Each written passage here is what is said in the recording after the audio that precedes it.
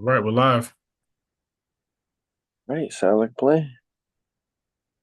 Good evening, everybody. Thank y'all for joining in so far. We'll wait just a couple minutes, see if anybody else can join. We're gonna get started around, give it like a minute or two. For sure, for sure.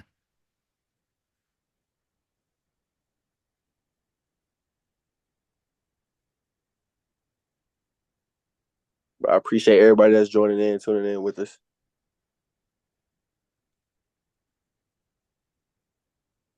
Definitely, man. Definitely. I give it to about like 7:13. Give it another minute. Okay. I'm gonna make you co-host too, just in case if you see anything that I'm not seeing while I'm talking. Okay. All right. Sounds like a plan.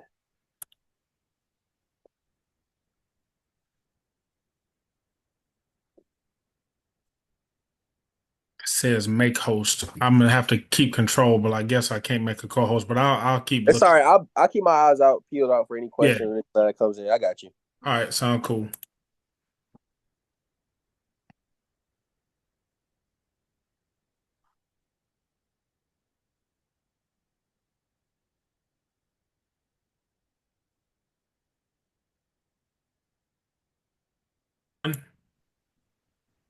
All right, perfect. All right, good evening, everybody. I want to first and foremost thank everybody for taking their time out to join us this afternoon or Manhood Monday on this Monday evening. Um, my name's Solomon Masters. I'm the vice boss list here at Alpha Gamma chapter of Omega Psi Phi Fraternity Incorporated.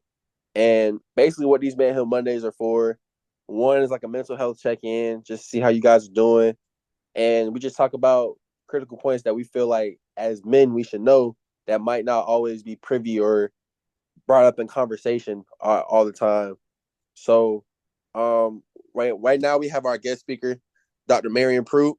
Dr. Marion Pugh. I apologize. All He's a right. professor and also a doctor, and he also is an author.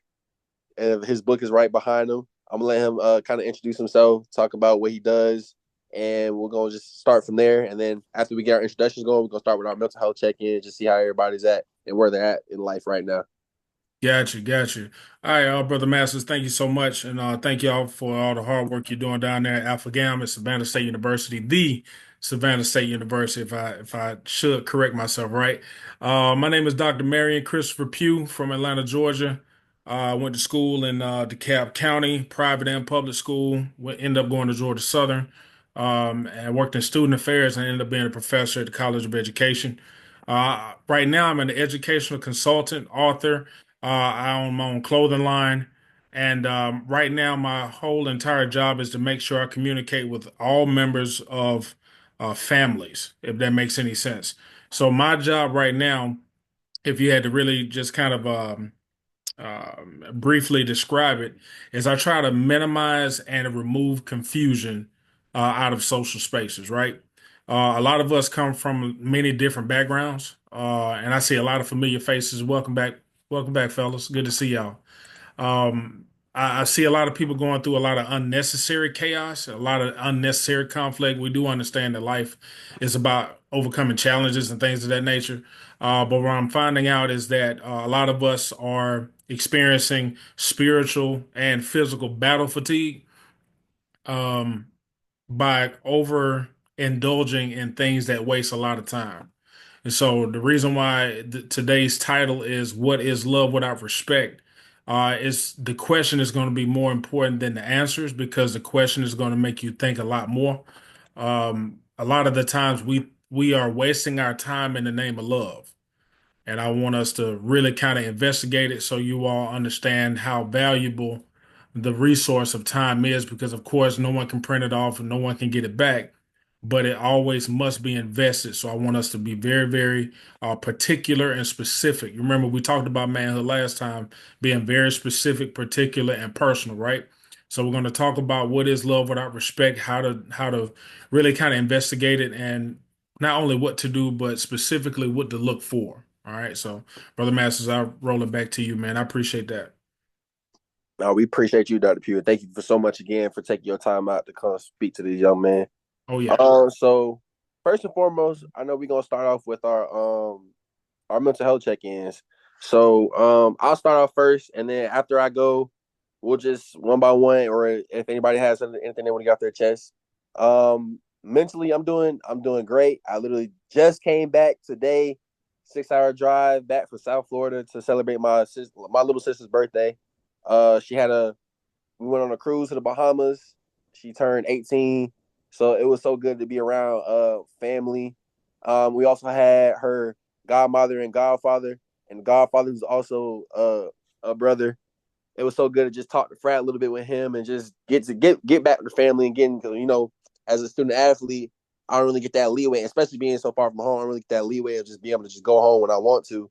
Right. So just having that small little reset for the weekend, getting back with my family, I definitely improved my mental. And of course, I get to go back again Thanksgiving break, but it was a nice little reset that I needed. So mentally, I'm doing good. Physically, I'm doing good, getting my body ready for my upcoming baseball season. So overall, I'm doing pretty good. Beautiful. Is there anybody else that would like to speak on how they're doing mentally and physically for that matter? Good evening. How y'all doing? Doing all right. Good evening. Mentally, I'm doing pretty good. Can't complain. Yesterday, Mute Five the grad chapter had the award ceremony. I was presented with a Mega Man of the Year. Yes, sir. Um, Alpha Gamma has been great in great hands. Me mentally, I've been great. My grades has been good. Midterms came back, had all A's and B's. Um, the family is doing well. Unfortunately, my 1 year anniversary is at 12 o'clock tonight. Well, our 1 year anniversary is at 12 o'clock tonight. And I was blessed enough to probate on my mom's birthday, so my mom's birthday is tomorrow as well. So tonight, after we get off this call, definitely gonna link up with my LBs and celebrate our 1 year. And the family is great, so I can't complain. Everything great. Mental is great. Tell you, I'm about to crash out. I'm about to crash. No. Being recorded, brother. Watch out. Yeah. I'm on the deep end. I'm in 5 places at one time. I don't know how this possible. Hey, fairness ain't good enough, man. I can only, man, look, trust me, I respect you. Let me just say that. I just respect you. Man. I Amen. appreciate it. I appreciate it. Definitely. Is anybody else that's on the call that would like to, chime in, say how they mentally doing, physically doing? Honestly, I'll I'm go, a, man. Oh, go ahead. Go ahead. oh, you got it. You got, hey, you my profile. You got it. Yeah. Hey, Hey, you got man. it, man. KD, go ahead, brother. This is just for y'all. Go ahead. What's going on, KD? Welcome in. What's up, Q? I'm just saying, just checking in with AG, man. Mentally, man, I'm blessed, man. I can't do it. Be blessed, man. My little girl, she growing up on me each and every day. She keep me up at night. I got a promotion at my new job in Thomasville, so I can't complain, man. I'm just trying to build a family and try to grow each day in life. So that's all with me. Yeah. Facts. Mm-hmm. Facts. I'm glad to hear your little girl growing up good, though, Q. That's what's up. Honestly, man, I'll just be brief, man. If I had to really describe my mental health right now, it's almost like being in the middle of a storm, but for some strange reason, you calm. Like I'm surrounded by a lot of stuff I can't control right now, and but it's not anxious. I'm not anxious and not scared, but I think I'm really, really I'm finding out new ways to choose how to appreciate and increase value about what I'm doing. You know what I mean? It ain't nowhere near no satisfaction. It's no near where happiness, but I'm appreciative to the point where I'm not phased. Hopefully that makes sense. Yeah, definitely. I know somebody. Let me see. Solomon Charles. He put the eye of the storm. It's pretty dang accurate analogy. Yes, sir. Brother Brown, what's up, team? Go ahead. I'm sorry. We got some. No, yeah, you're good. I'm trying to see. I was trying to see if there's anybody in the waiting room, but I can't have access to it. Do you see anybody No, in the I waiting see. I'm letting folks in as they come in. Okay, perfect, Mhm. perfect, perfect. If you guys are just joining in, we're doing like a little mental health check in right now. If anybody would like to hop on, say how they doing, physically or mentally, we just greatly appreciate. We just having an open forum. That's kind of what this little first half is about. Yeah. Just see how everybody's doing. And make sure y'all got the pen and paper. Hello. We're gonna have one of them. Good evening, Joe. Go ahead. Go ahead. The floor is yours. Go ahead. What's up? What's up? So I'm doing pretty good right now. If I say physically, my body I wasn't able recovering for the season. So I had my last game Saturday. Feel kind of good to get a break now. Playing running back. Body get beat up. Mentally, I'm pretty good. I got to see my mom and uncle at the game, so I don't see them until I go home. So for them to come to the game, my mental, real refreshed. So I'm doing pretty good right now. Good. That's Good.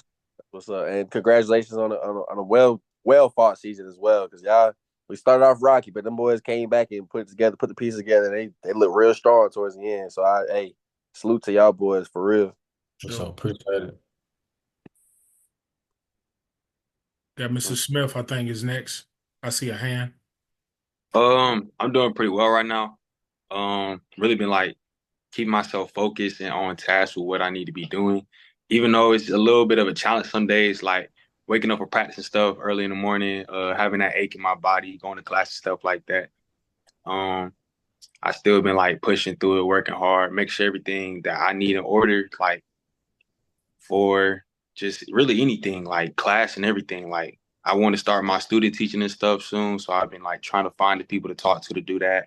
Really hitting my books and stuff like that. So I'm just really focused, working hard, like, and it's finally paying off. That's the best thing to see, like everything coming together right.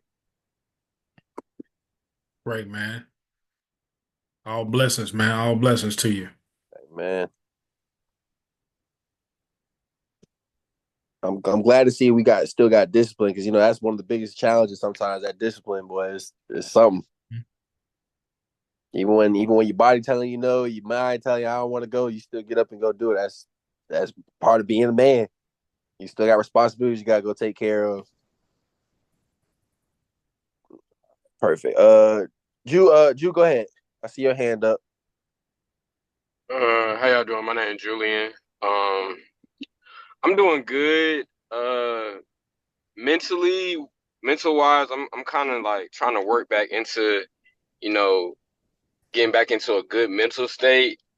Because I don't know if y'all heard about that Tuskegee, Yeah. but I was there and Oh, it wow. was a very traumatic experience being in. So, I just been, thinking lately and really trying to push forward the best way that I can. Respect, bro. Hey, man. Respect. Hey, I'm glad you safe, made it out of it alive. It was definitely, unfortunately, we had tragic events of somebody passing away. I know a couple was injured from that Wow. experience. So sad to see.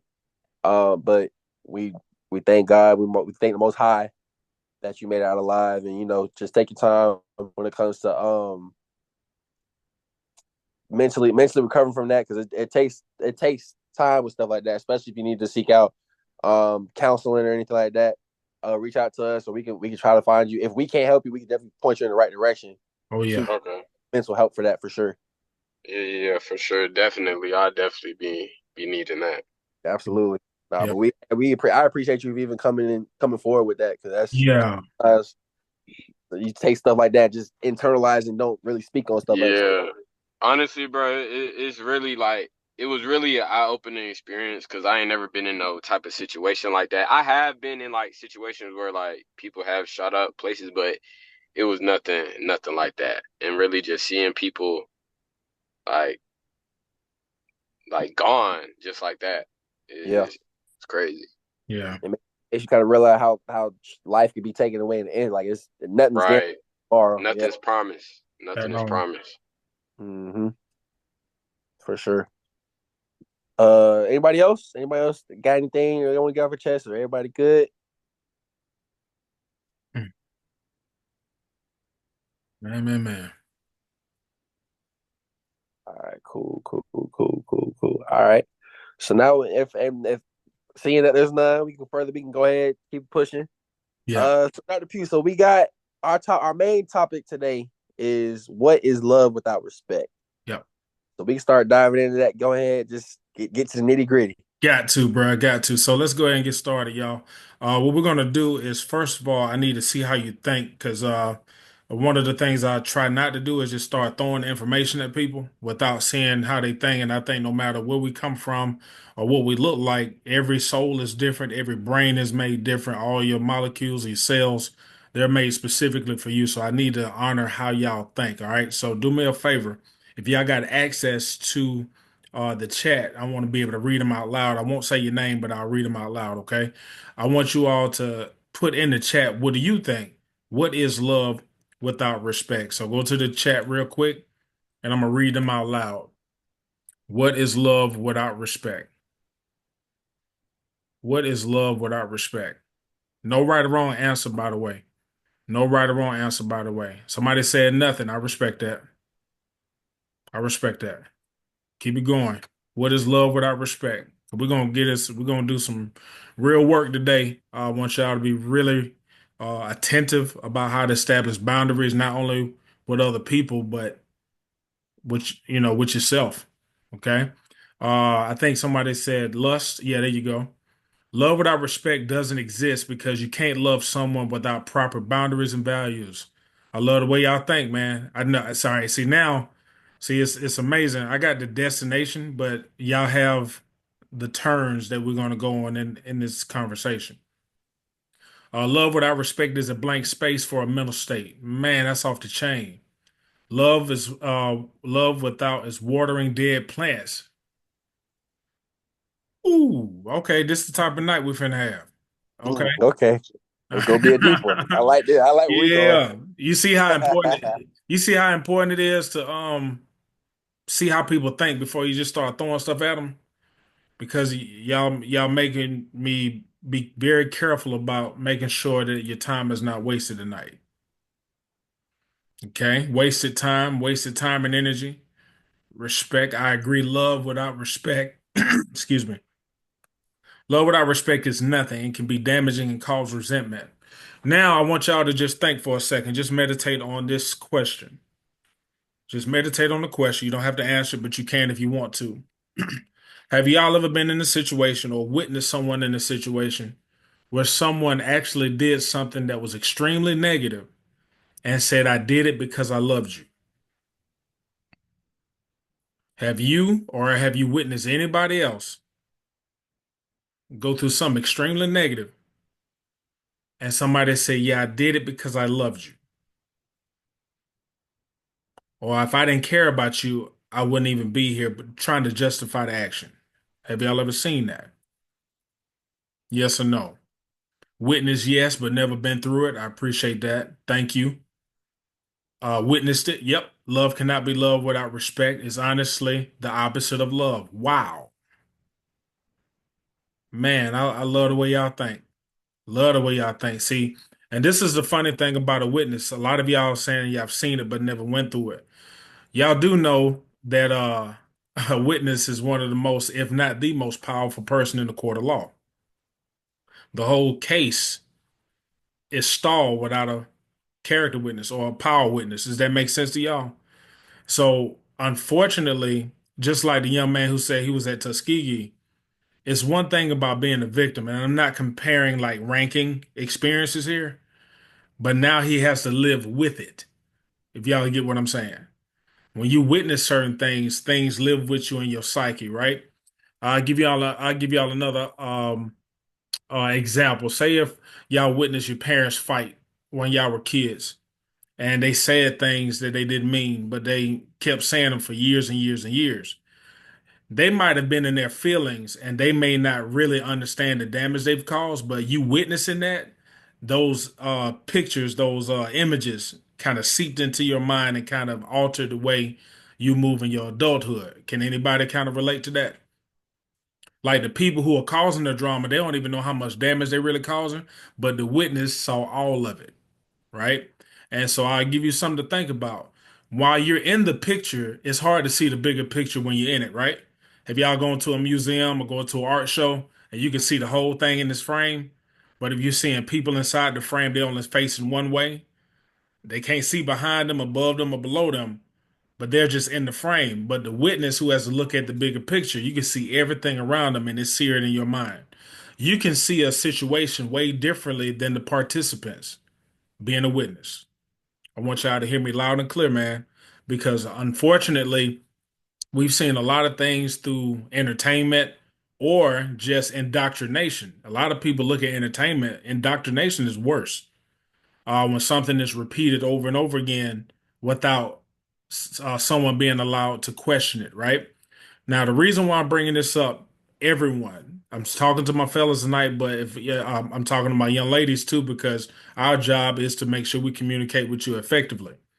Unfortunately, a lot of us have had uh, a confusing introduction with social skills. A lot of us have. This ain't everybody, but a lot of us have.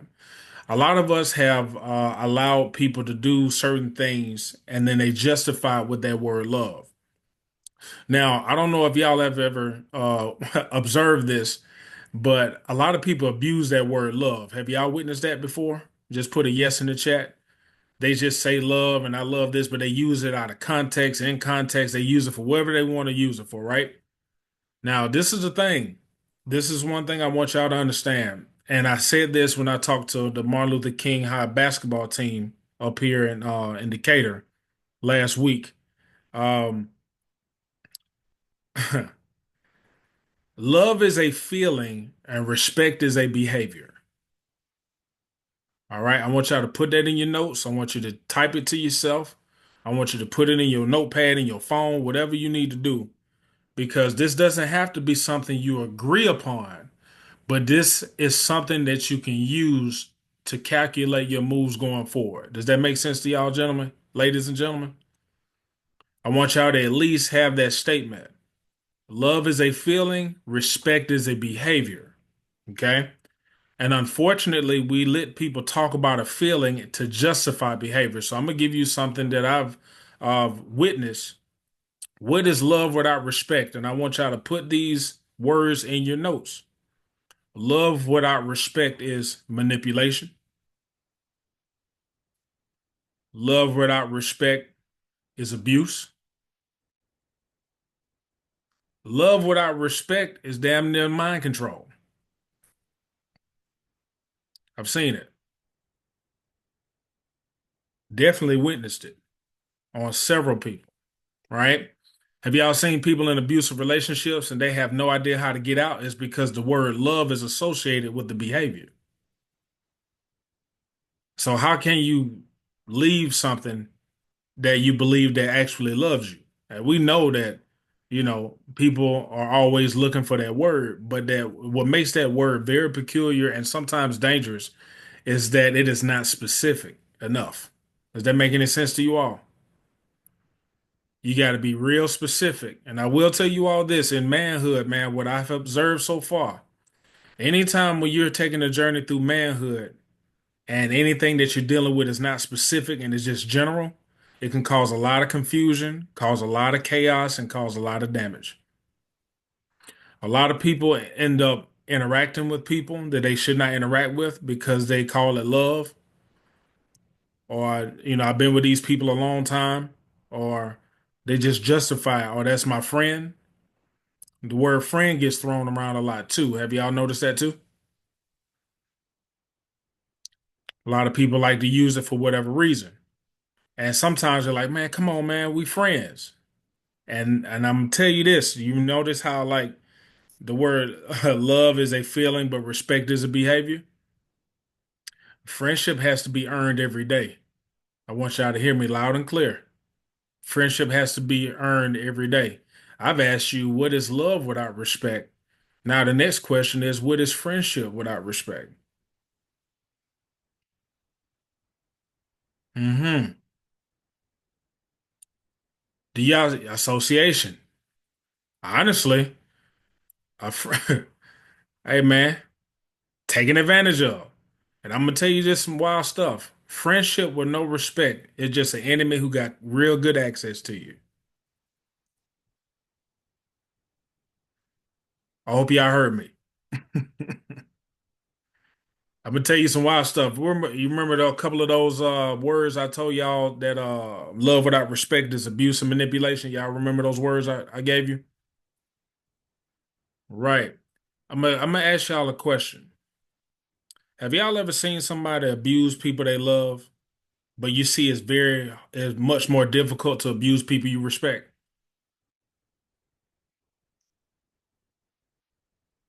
Yes or no? Put it in the chat for me. Yes or no? You've seen people mistreat people they love, but they seldom mistreat the people they respect. All right, so I want to ask at least two. I want two people to unmute your mic and tell me, just like I said, love is a feeling, respect is a behavior. And I just gave you that example. I want to know your thoughts because I want to make sure I ain't the only one speaking. I need to see how you're taking this information. Who's first? Is that Mr. Smith? Yes, sir. All right, go for it. What Um, are you thinking? in the situations like I'll use like let's say a personal situation like I talked last time about my dad and stuff, my relationship with my dad. Yeah, My dad when I was young, like my let's say we was going in somewhere. Obviously, my father loves me. Like I came from him, so he loves me. But he right. might say something off the wall or like be an aggressor towards me and my siblings. And then when we come around to people who he deems like of importance, Yep, it's a switch. Like it's a he switch. would interact differently. Um, he'd be more kind of I guess caring in a sense, like towards us, put on more of an image because he had a level of respect for them that like he had to change what he was doing, had to change what he gave off person. But then when we get back to the house or let's say the car, even just step outside the room, like it'd be back to the same. Like when we would be and my bad if I'm rambling, but No, no, no. Go ahead. Go ahead. if we were in the room, let's say we were in the room, he interact with us, speak to us, like let us kind of show our like selves, kind of like show us off a little bit, I guess, Hmm. because of the respect factor. Then when we get back to the house, it's everybody silent, everybody quiet, don't say nothing unless I tell you to speak. Oh, Yeah. So that's just my personal example of that. man, how about this? Love without respect is confusion. What y'all think about that? Love without respect is confusion. Next person, at least one more person, more if you want to, but at least one more person. Kind of let me know what you think about these examples.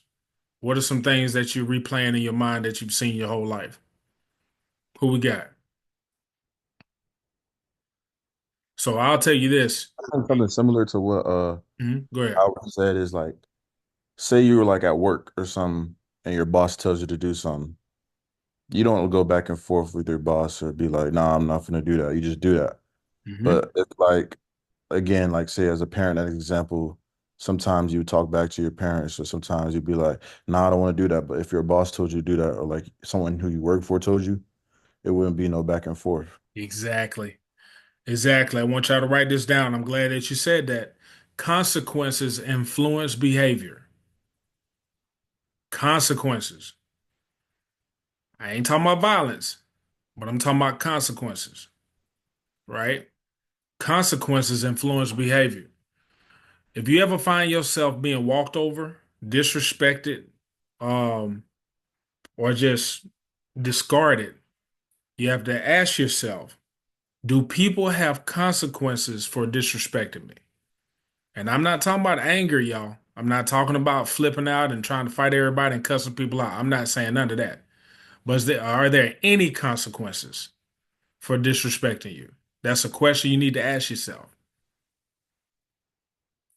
That's at least an important question. Do y'all think that's an important question? Yes or no? Put it in the chat. Yes. Yes. So y'all think it is an important question. Anybody want to educate me on why you think that's an important question? Are there any consequences for disrespecting me? Why do y'all think that's an important question? So I feel like it's an important question because I just related to football, for example. So if you watch a film on the team from last week and it's a dude, let's say he number six, and dudes just keep running over him and pushing him around and this and that, well, you gonna be like, well, shoot, if they doing it, I'm gonna do it too. So then, it ain't no consequence. You see, there ain't no consequence versus if you see somebody else who they get tried in the game and they got a little umph to 'em, you're like, okay, well, I know I'm about to come with it. So yeah, they're relating like Hey, that. that was genius, and you helped me bring it home the next point. It's amazing, man. I love the way y'all think. That's the reason why I need y'all to talk, because y'all helping me navigate this conversation. Um,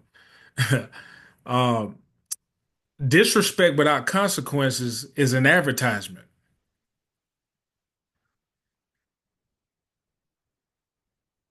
What did Mr. Hampton just tell us? Hey, man, we seen some dude do something.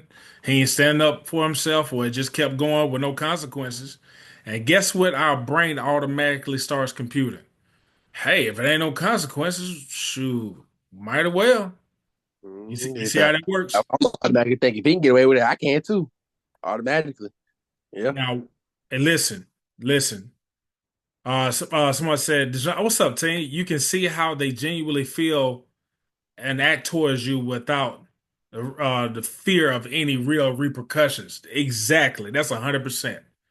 Turns into a punching bag. Exactly. Exactly. So y'all understand what I'm saying? You remember last time we talked, man, I was telling y'all self-respect is the main goal of manhood. It's not necessarily how you can go around and making people treat you a certain type of way, but it's how you treat yourself that sends out a message. Does that make sense? So I want y'all to understand, man, love without respect is what's really killing us. Mentally, physically, spiritually, and financially. Okay? And we have to be very, very careful. And when I say financial, I ain't talking about the money that you can print off. I'm talking about the money that we were given at birth and we never know the balance of that account called time. Does that make sense? So when we invest time with people who really don't respect us, that is sending a message, gentlemen. I want y'all to hear me loud and clear, man. Because now some of the things I'm seeing in this world, disrespecting you and your image, is very popular. It is very popular.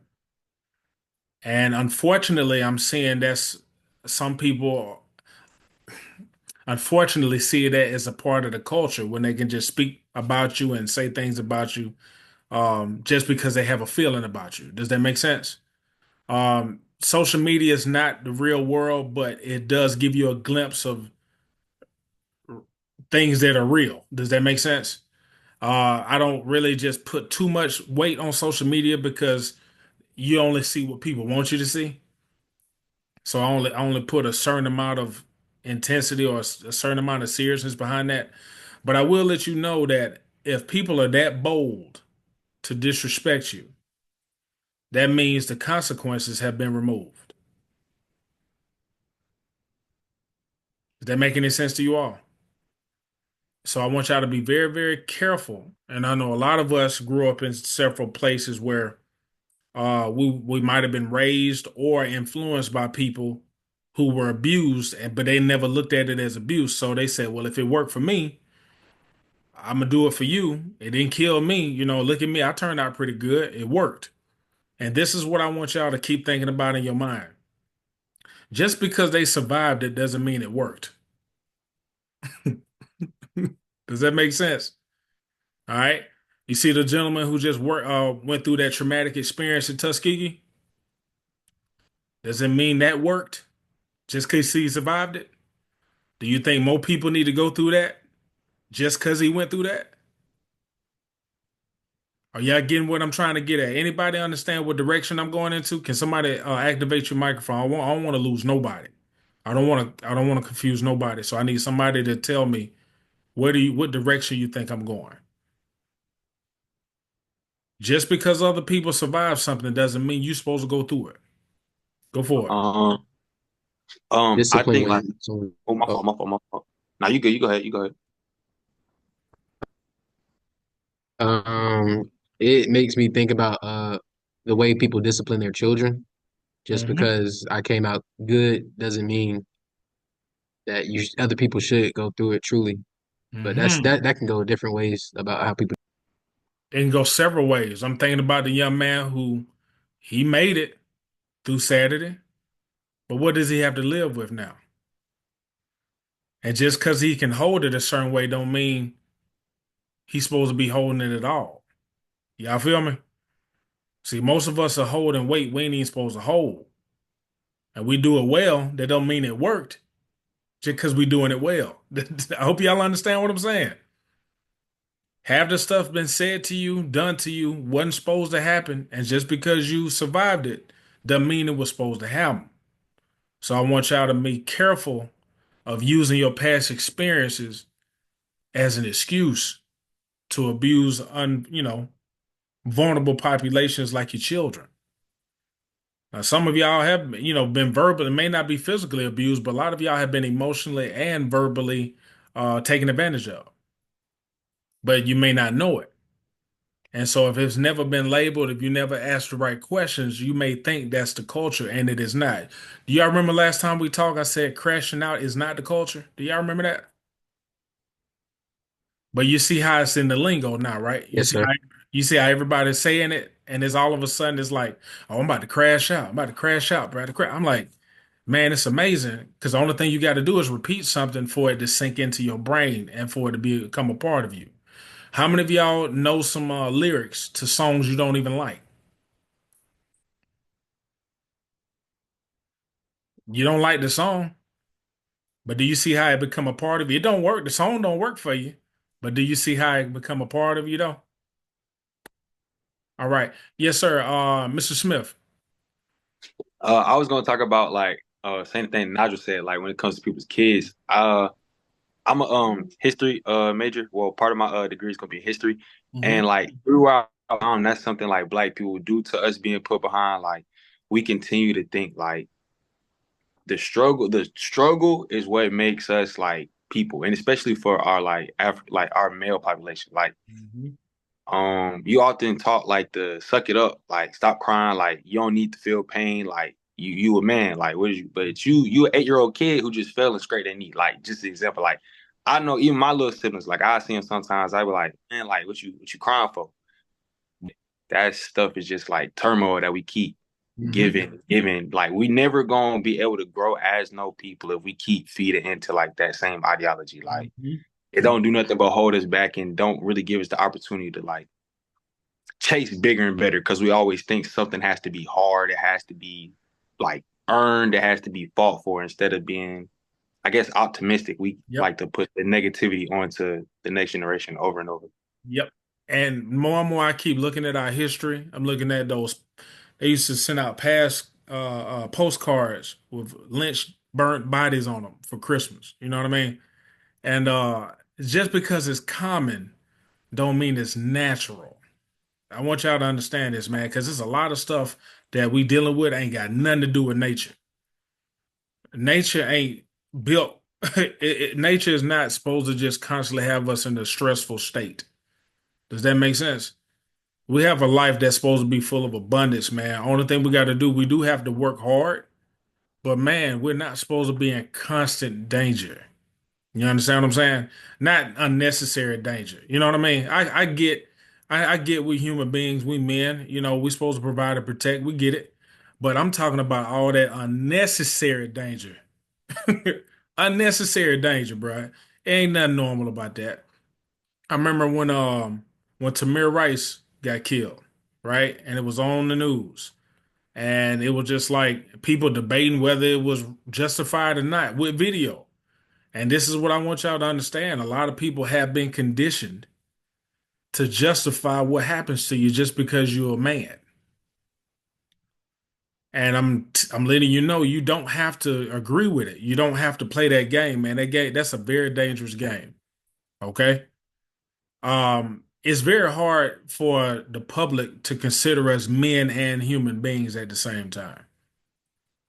And I'm not even complaining, man. That's an observation.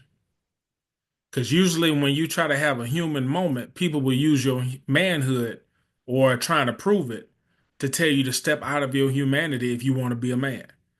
Well, you can't be a man unless you're a human. Does that make sense to y'all?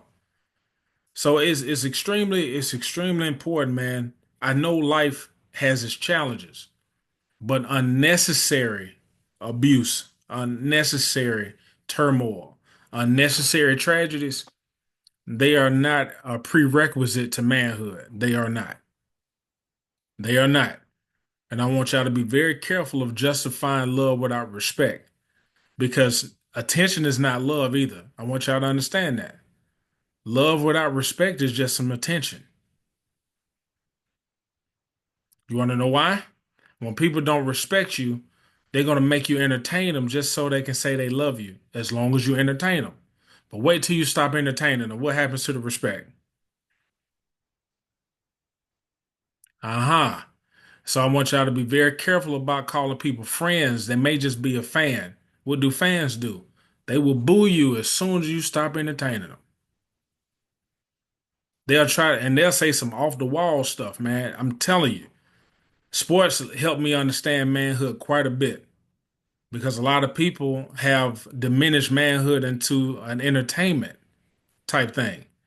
You remember last time we talked a couple of weeks ago, I was saying people who usually speak about manhood were never men. And I want y'all to be very careful about that because love without respect is overflowing. And we think just because somebody like you that they love you or they showing you attention and we call it love. You see how people interchange that word a lot? Attention ain't love, sex ain't love, high fives ain't love, money ain't love if they think they own you. And I want y'all to be very careful of that. Because a lot of people are saying, well, you'll be a real man, and then they'll start filling in the blank with entertainment.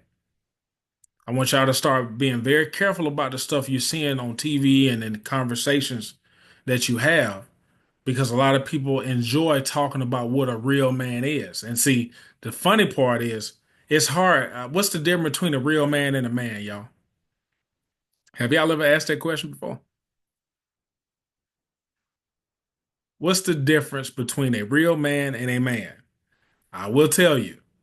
A real man is kind of like the word love. It ain't really defined until somebody start filling in the blank with what entertains them for the moment. I want y'all to start listening to it very carefully. A real man would, and then they start filling in the blank with some stuff you ain't never heard before. And what I'm seeing now is a lot of young men um, feeling a lot of mental pressure. Because if you got so many people moving the goalposts of manhood by putting the word real in front of it, it'll psychologically make you think that you got to do what they just said in order for you to be real. Does that make sense? And I want y'all to understand the psychological games of putting the word real in front of anything. When somebody says you will be a real this if you do this, psychologically, your brain will start justifying doing it just so you won't be looked at as fake. Do y'all understand what I just said? Can anybody tell me what I just said in your own words? I don't want to confuse anybody. And even if we got some ladies on the call too, I want to hear y'all voice if you feel like it's appropriate in anything. Some people put the Can you word, say that one more time? yeah, I definitely will. When people put the word real in front of something, it's kind of like the word love. They don't have a clear definition of it, but what they will do is fill the definition with what entertains them. Give you an example. You don't love me. If you love me, you would do X, Y, and Z. Like you would take me here or you would buy me this. Do y'all understand what I'm saying? It's almost like it's almost on this hamster wheel type thing. Or you'll be a real man. If I remember growing up, it was dudes were like, oh, you'll be the man or a real man, like the word the, like it's only one man. Does that make any sense to you? What they were saying was they were playing like, hey, we'll finally respect you if you entertain us like a slave. It's a trick. Does that make sense? Y'all ever heard of truth or dare? Y'all ever had somebody do the dare and end up being stupid in front of everybody and everybody end up laughing at him? But he thought if he went through with the dare, everybody thought they were going to be respected. And I'm finding out when people put the word real in front of a man, it's almost like truth or dare, man. You're going right through it just so you can get that temporary respect or that temporary love. But I'm going to tell you this. Do they respect you if you have to prove who you are instead of them just respecting who you are? Is it respect if you got to do something to prove something? So, Jew, you had something to say? I was just thinking that um I think a lot of people need the feeling of being accepted. That's why they look past the things people have them do because they're so focused on just, wanting to be liked that they're willing to go through the peer pressure Mm-hmm. and to be accepted by those people that don't even really care about them. Mm-hmm. Acceptance and attention work just like drugs. I don't know if y'all ever seen it before, but people do some wild stuff just to get that temporary high of being liked. Have y'all seen that? I remember in high school, I knew some people dated somebody because somebody said they would look cute together. They ain't have nothing in common, but just off the strength that they look cute to other people and they will be admired by other people, they wasted another person's time.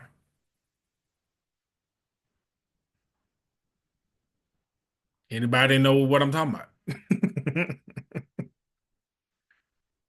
Some of y'all nodding your Yes. heads. Yeah. Yeah, I had a conversation earlier today. I was talking to some girl. She said, "Yeah, I'm real cute. I can get any man to do anything for me. I can get bread Mhm. like it ain't nothing." I was like, "Yo, what?" Yeah. Yeah. And I hope her life is full of nothing but pleasantries and abundance and safety and all of that. And I hope that she does not um, get into a relationship with somebody who believes that she may love them if she really doesn't. You know what I mean? You don't have to wish evil on people who don't mean you no good. You know what I'm saying? Because I will tell you this, that vengeance is still emotional. And some people think they're entertained by trying to get back at people. Drama ain't love. And unfortunately, a lot of us have associated drama with love. Matter of fact, love without respect is drama.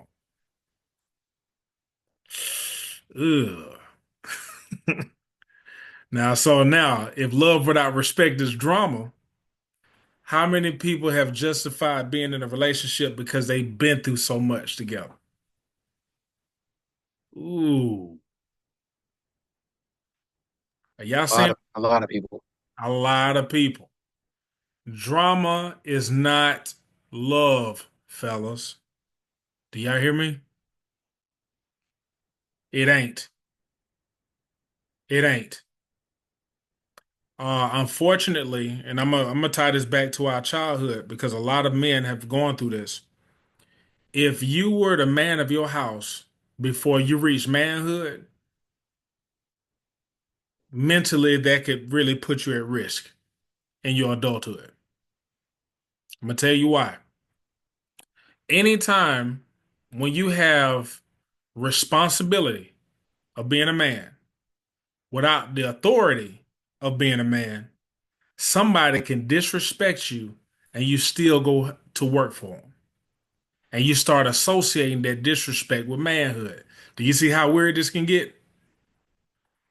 Do y'all want me to repeat what I just said? Please, Dr. P. I don't think they heard you the first time. You Okay, might want to repeat that one. here we go. What is love without respect? Putting you in a position where you have all the responsibility and none of the authority. And somebody don't have to be a bad person to disrespect you, do they? Some of y'all been disrespected by people you love more than anything, haven't you? I'm just saying, I didn't tell you to leave them. I didn't tell them to kick you out your life. I'm just saying, stop lying to yourself when you're being disrespected, gentlemen. Just stop lying. This world is going to lie to you without your help. Okay?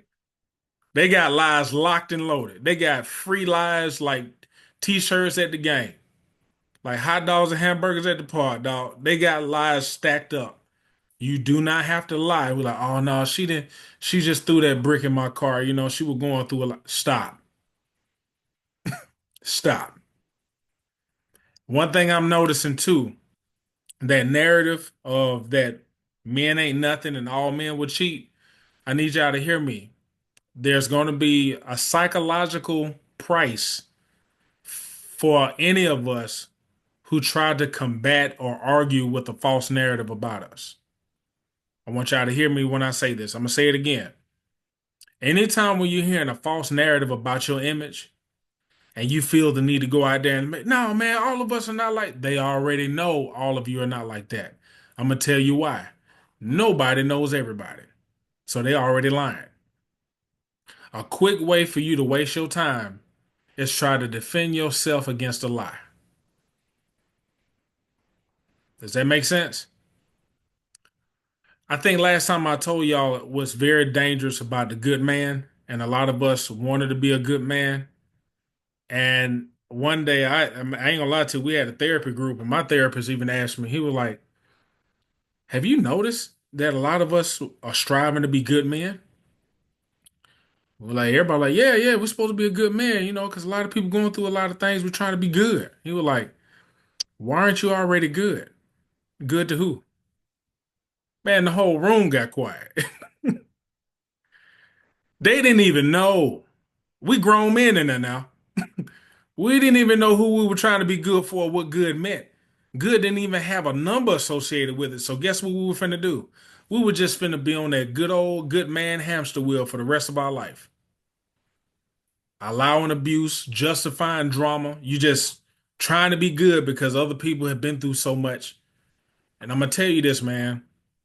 Just like all men are not evil, there's no such thing as us knowing what all women are doing. Do y'all understand what I'm saying? Because I will tell you this, man. If you've been villainized in everything that's associated with your image, psychologically, you will start justifying bad behavior because you already made them the victim when you believe you the villain. You need me to repeat what I just said? I see some faces. If you keep believing the image about you, the distorted image about you, remember, people who don't know you have to create a narrative about you. All men, all black men, when they start saying to y'all as a group and they don't know you individually, that's the reason why I want y'all to pay very close attention. When your humanity is compromised, you do not have to defend yourself. Okay? When people start talking about a whole group of people and they're trying to make you a representative, what you want to do is respect yourself.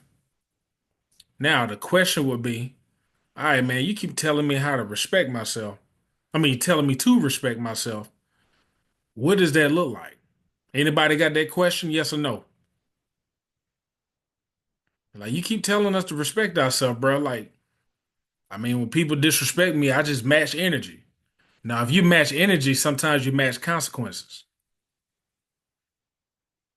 And you don't want to have the same consequences of somebody who don't know who they are, right? Yeah, some people saying walk away, right?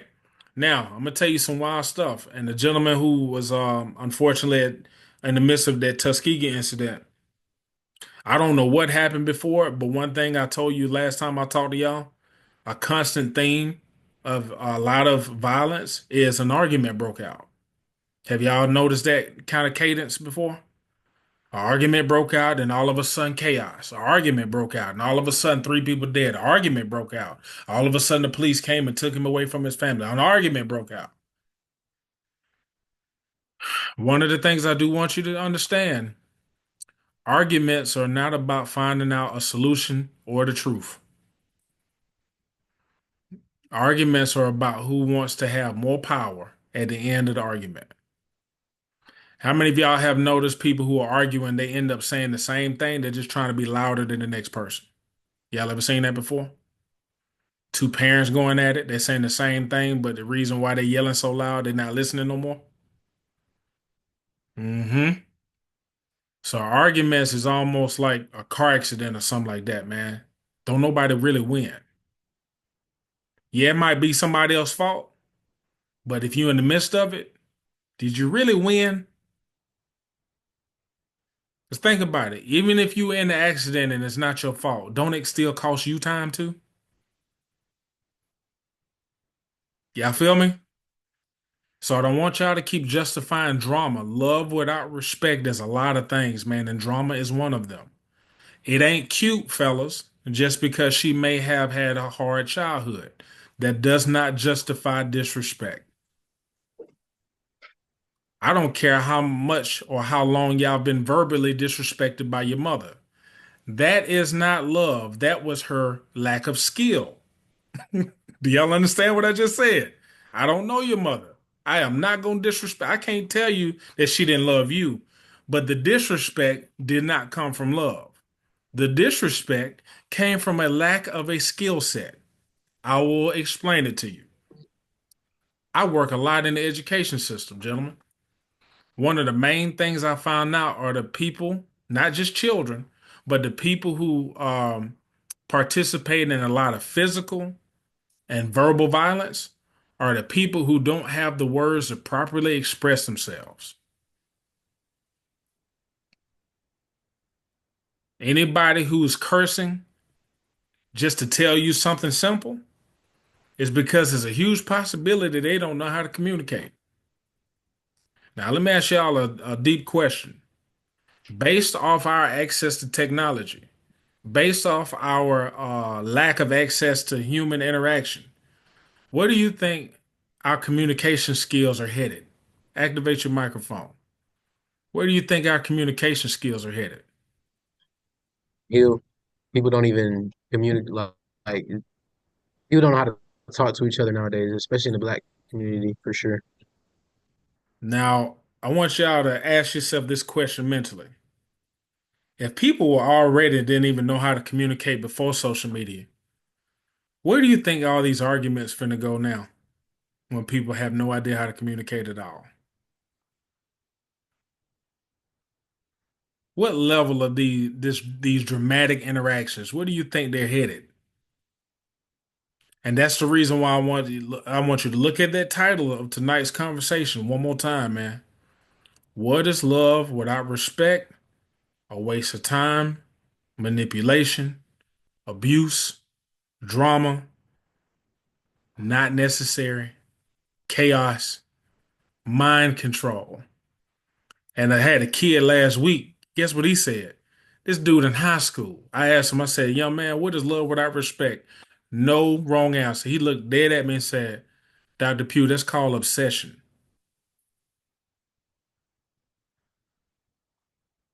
Only thing I could do is just sit there. And I said, young man, that was a very brilliant response. It caught me off guard, but thank you for telling it to me. And he said, yeah, when people are obsessed with you, they'll do anything and call it love. I said,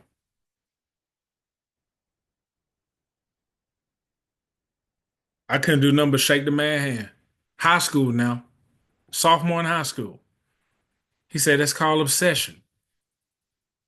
So I want y'all to understand this very, very clearly, man. Love without respect is something that you have to pay attention to. You don't always have to answer it, but I need you to pinpoint it when you see it. Does that make sense, gentlemen? This is extremely important. I'm not asking y'all to know everything, but I'm going to ask you all to start looking for the topic of tonight's conversation. Do y'all think that's important for you to start doing? You need to know, you need to interact. When you interact with people, you need to know what you're dealing with. And when the respect leaves, do not justify by using that love word. Because when the respect is gone, here come all the other words, the drama, the manipulation, the violence. Y'all get what I'm saying? When the respect, I'm Yeah. telling you, when the respect leaves, everybody else get that invitation. Who was talking about that earlier? As soon as you get disrespected in front of everybody, that's an advertisement, almost an invitation, y'all. And honestly, They want to see you react. yes, it's on the way.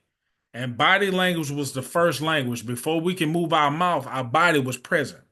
So when you walk into a room, man, you are saying something to insecure people. And insecurity don't have a race or agenda. I want y'all to be very clear when I say this now. You have no idea how many people have believed a lie about you and they've never met you. Only thing you got to do is walk into the room and then this distorted image about you is seared in the back of their head. And if you think you got to argue with somebody who don't even know your purpose in life, you have missed the whole point of tonight's conversation. What is love without respect is going to keep y'all from wasting valuable time. Valuable time, gentlemen. Valuable time. Okay? So I know it's around 8:12, man. And questions and answers, that's the best part of the presentation. Because right now, it don't matter what I brought. It matters what you're looking for. And that right there is going to save your life, the life of your future wife, if you decide to get married. And this whatever you're looking for now is going to save your children a lot of wasted time. Okay? Because if I'm gonna tell you some wild stuff, man. Do you know how many people who had a very nice father, but they end up resenting him because he allowed a lot of disrespect? It's wild, man. You would be surprised. Daddy bought everything, food in the refrigerator, roof over their head, but he allowed so much disrespect that they can't even look at him. You see how that works? And so your children got to watch you be disrespected like that, man. That's the hidden. A lot of people, I know we was in school, we heard something they call hidden curriculum. Hidden curriculum to me is a fancy word for drawn conclusions. It's just a drawn conclusion. When your children witness you getting cussed out by somebody you that say they loved you, or witnessing you getting disrespected by somebody that you love, and you don't say anything, you just constantly just don't have any barriers, how can your children be safe when you're allowing disrespect? Now, let me be clear before we get to questions and answers. I remember earlier we were talking about, hey, if I'm not going to allow disrespect, but you don't want me to fight them, what does self-respect look like? I'll give you an example. This is just one. This is not the definition, but this is one example that I want y'all to practice from here on out. Every time, and I mean every time, somebody disrespects you, what you're going to do is verbally respect yourself in front of everybody right then and there. All right? That's how you keep the mind control off. And I'm gonna tell you, self-respect is one of the main things that's gonna keep you level-headed, and psychologically balanced until you get out of that hostile environment. Are y'all hearing me? So let me give you an example. Say for instance, if somebody, I was giving therapy to a couple the other day, and a gentleman was bending over backwards financially for his wife, working 2 or 3 jobs, and he would come home, and the first thing he would hear was complaints about what he's not doing. But he would never ever hear anything about what he is doing, and he was literally about to lose his temper and about to do some stuff to make him go to jail for a very long time, gentlemen, because he was looking for respect outside of himself. All right, are y'all following me still? Give me a thumbs up if you follow me. I don't want to lose nobody. All right, here we go. The assignment that I gave him is if he knows exactly what contribution he has in life, and he goes to the people he's sacrificing for, and they don't know how to recognize his contributions, his job for the rest of his life, and as soon as they overlook him or discard him, he's supposed to say out loud his contributions to everybody before he interacts with anyone. Does that make sense? So I'm gonna give you an example. If I walk in the house, we ain't got enough this, we ain't got enough this. What I would do is say, hey, thank you, Dr. Pugh, for your sacrifice today. I know you went to the job today, you put up with a lot of different things and people didn't see, man, but thank you, bro. I started using my own name. My clients have to use their own name when they're thanking themselves. Does that make sense? Because the stuff that you don't hear from other people, you got to hear from you out loud. Okay? Now, also, too, I'm going to show you a psychological advantage of what this gives you. When you respect yourself verbally out loud in front of people who don't respect you, it forces them to think about what in the hell is wrong with him.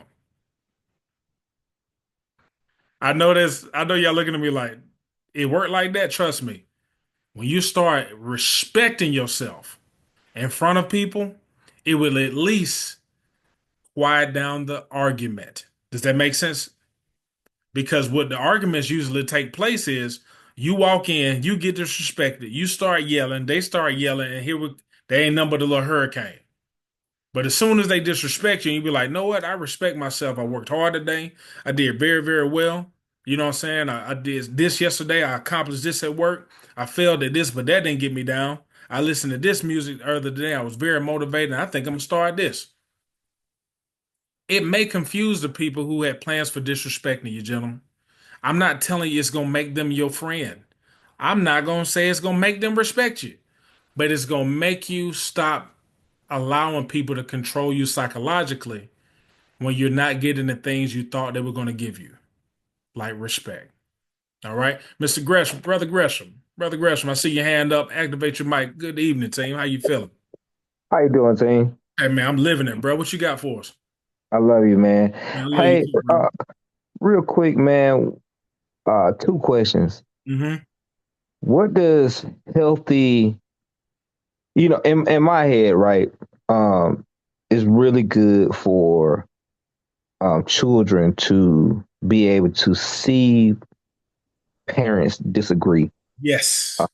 have conflict, and then how they come back from that, right? Because it gives them an example, right? Yep. So I've been in relationships where,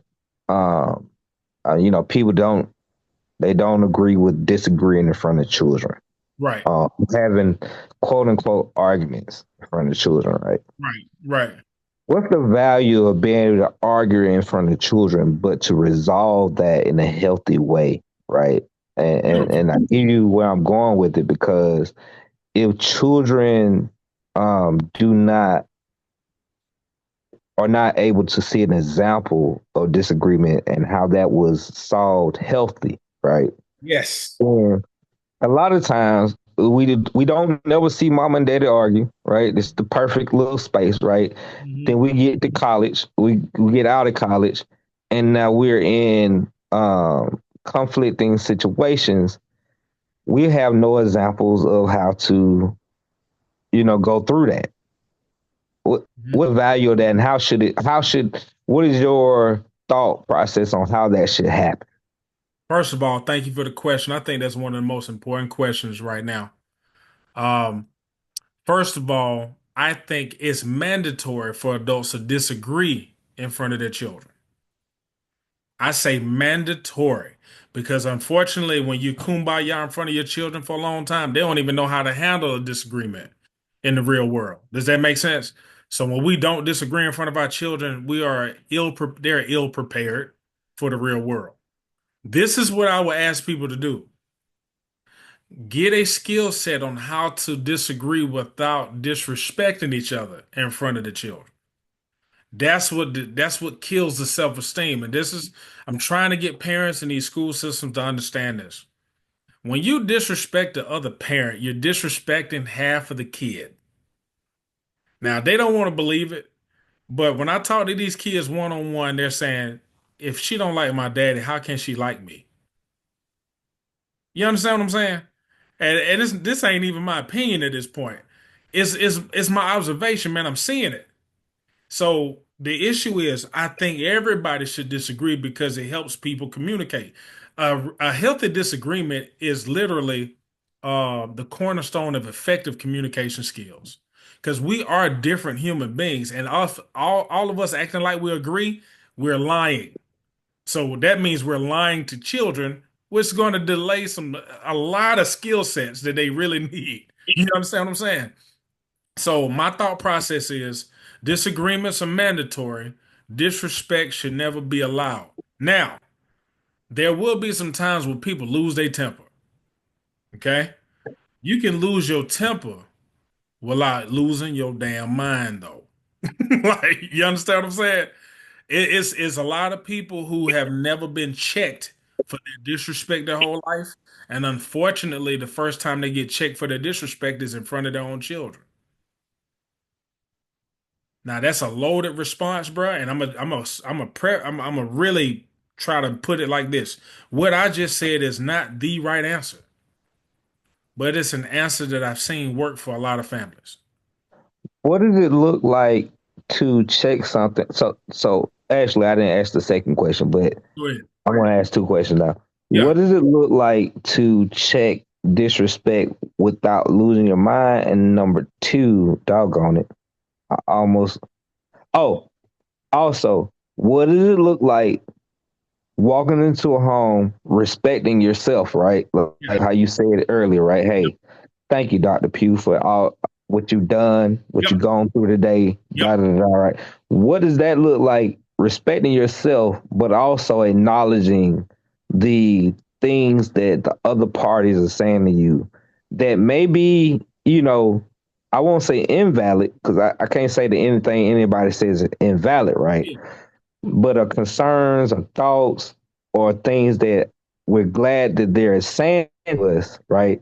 Because you don't want people to hold things back and it builds up in their head. It ain't even reality, right? If they get the chance to say it, you get a chance to check it and say, hey, well, listen, in the totality of things, is that real, right? What does that look like? What's that process of, number one, respecting yourself, number one, acknowledging the thoughts and concerns of the people around you and your family, and also how do you move through those things without losing your mind? Watch this, and I'm gonna say this.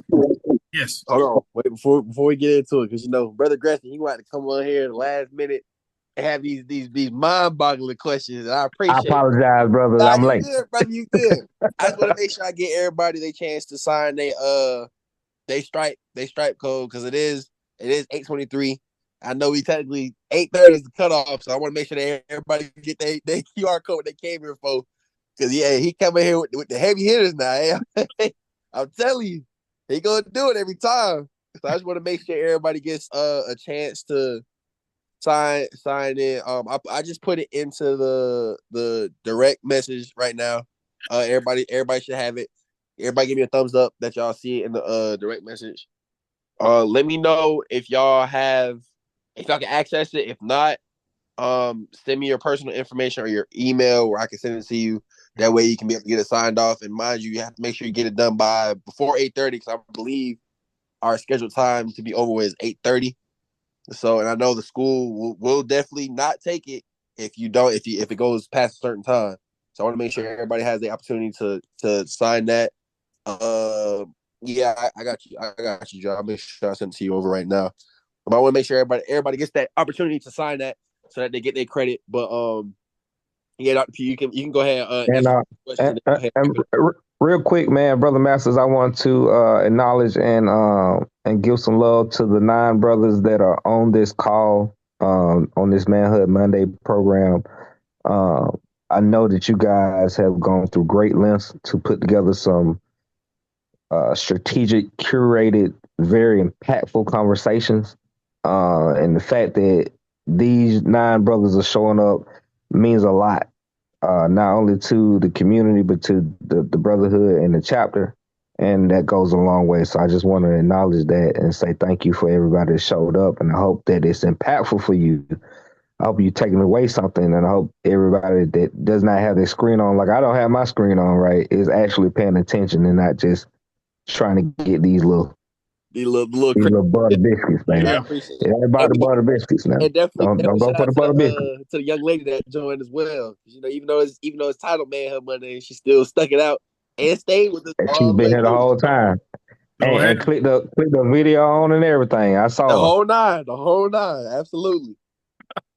Hey, before I answer the question, I just want to also look at the link that I just put in the chat.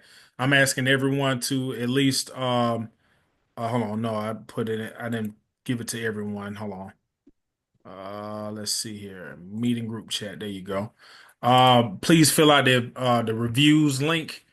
The people that I work with, they don't believe the paperwork you send. They believe the impact on the community. So if you felt impacted tonight, I'm asking you to leave a review, an honest review. You don't have to be lengthy or whatnot, but you do have to leave something that somebody can understand if you don't mind. All right, I appreciate that. So back to our brother Gresham's question. How can you establish self-respect, but also address the vast amount of disrespect that you had to incur without losing it all, right? So my first response will be this. Nothing is guaranteed. I want y'all to always put that in the back of your mind, specifically dealing with different people. Nothing is guaranteed. The only thing that may be guaranteed is if you're disciplined enough to follow through with the things that you can control, you will actually be in control of that. That's the only thing I can really promise. So I'll give you an example. You walk in, somebody disrespected you. You respected yourself first, right? The point of respecting yourself is to keep you calm. Because if everybody's disrespecting you, you may lose your temper. Does that make sense? So you staying calm is not a solution. You staying calm will keep you from developing another problem on top of the disrespect that you originally got. Does that make any sense first to everyone? Does that make any sense? Thumbs Makes up. sense to me. Makes sense. Okay, got you. Now, how do you address the disrespect after you've respected yourself? Now, guess what I also have done for a lot of clients and myself, and it has worked so far. You basically teach people how to treat you. Now, this is where it's at. You respect yourself, then you try to teach people how to treat you. So if they came in and start calling you names, what you can do is teach instead of argue. Does it work all the time? No, because some people have made a decision to dramatically disrespect you until you lose your life. Not just physically, but sometimes financially and socially. Does that make sense? So some people are hell bent on disrespecting you and taking it to their next level. Okay? So, however, if you think you with a person that really wants to know how to respect you, what you're going to do is teach them right in that moment because it's hard to teach if you're screaming and yelling, right? So the first part, self-respect, keeps you calm, keeps you focused. You've already respected yourself, so that means at least somebody in the house respects you, right? That keeps you from losing it. Now you're gonna say, all right, look, I see that you tried to get my attention by telling me I ain't nothing. Um, the more beneficial way to get my attention is to say, hey, Doc, I really need to talk to you. I'm very upset right now. I'm gonna talk to you later, but right now I feel like yelling at you, but I'm gonna chill out until I talk to you a little bit later on. That's option one. Or before you come and complain to me, before I hear your complaint, we need you to balance off your approach by giving me something that you appreciate that I did, because that's gonna help calm them down too. Does that make any sense? So I'll give you an example. I walk in, they got a complaint. Hey, you didn't do this. Okay, all right. Before we get into the complaint, I do need to know something that you may be appreciative that I did correctly. Why do I say this? It's because when some people are already mad, the only information they got is emotion, not evidence. Does that make sense? So when you're asking them, hey, tell me something that I actually did that you appreciate, is you inserting evidence into the court of law. Because right now you the villain. You guilty. The only thing you got to be guilty is somebody got to be mad. You ain't really had to do nothing. Only thing they got to do is be mad. Do y'all understand what I'm saying, fellas? So when people are mad and the only thing they have to do is go off their feelings, they about to justify all the stuff they finna say.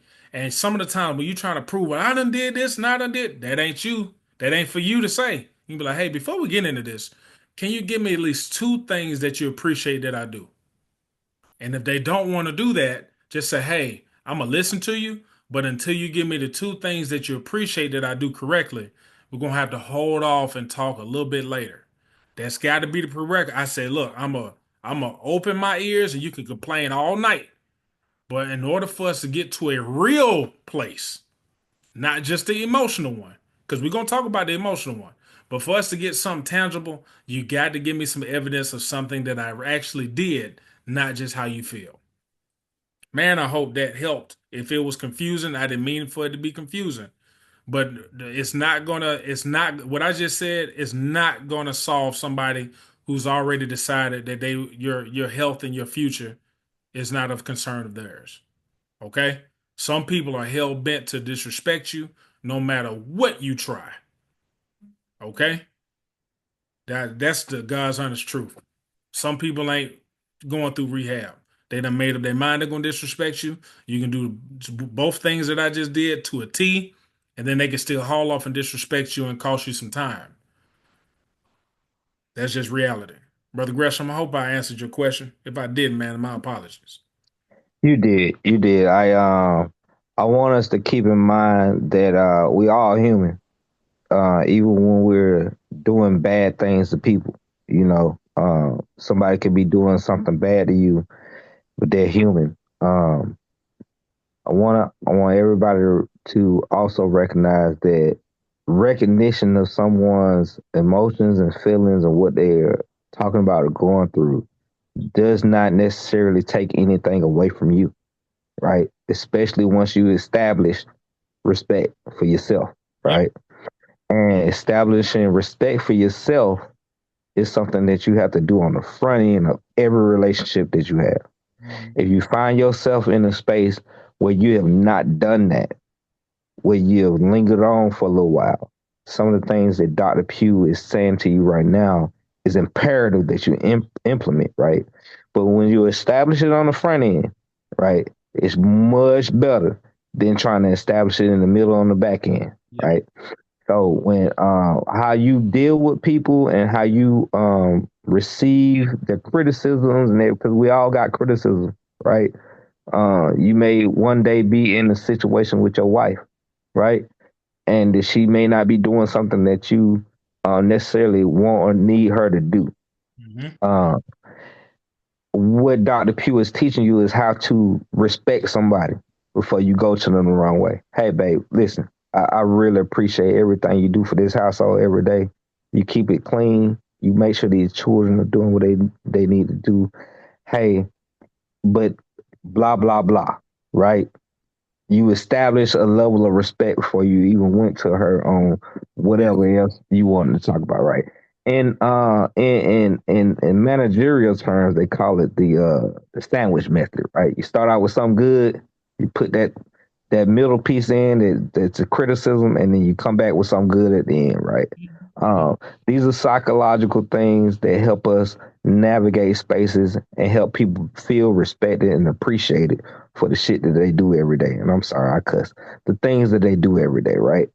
And those are things that you want to make sure you're establishing in every relationship you have, whether it's a brother around you, a friend, a girlfriend, a homegirl, a auntie, whatever.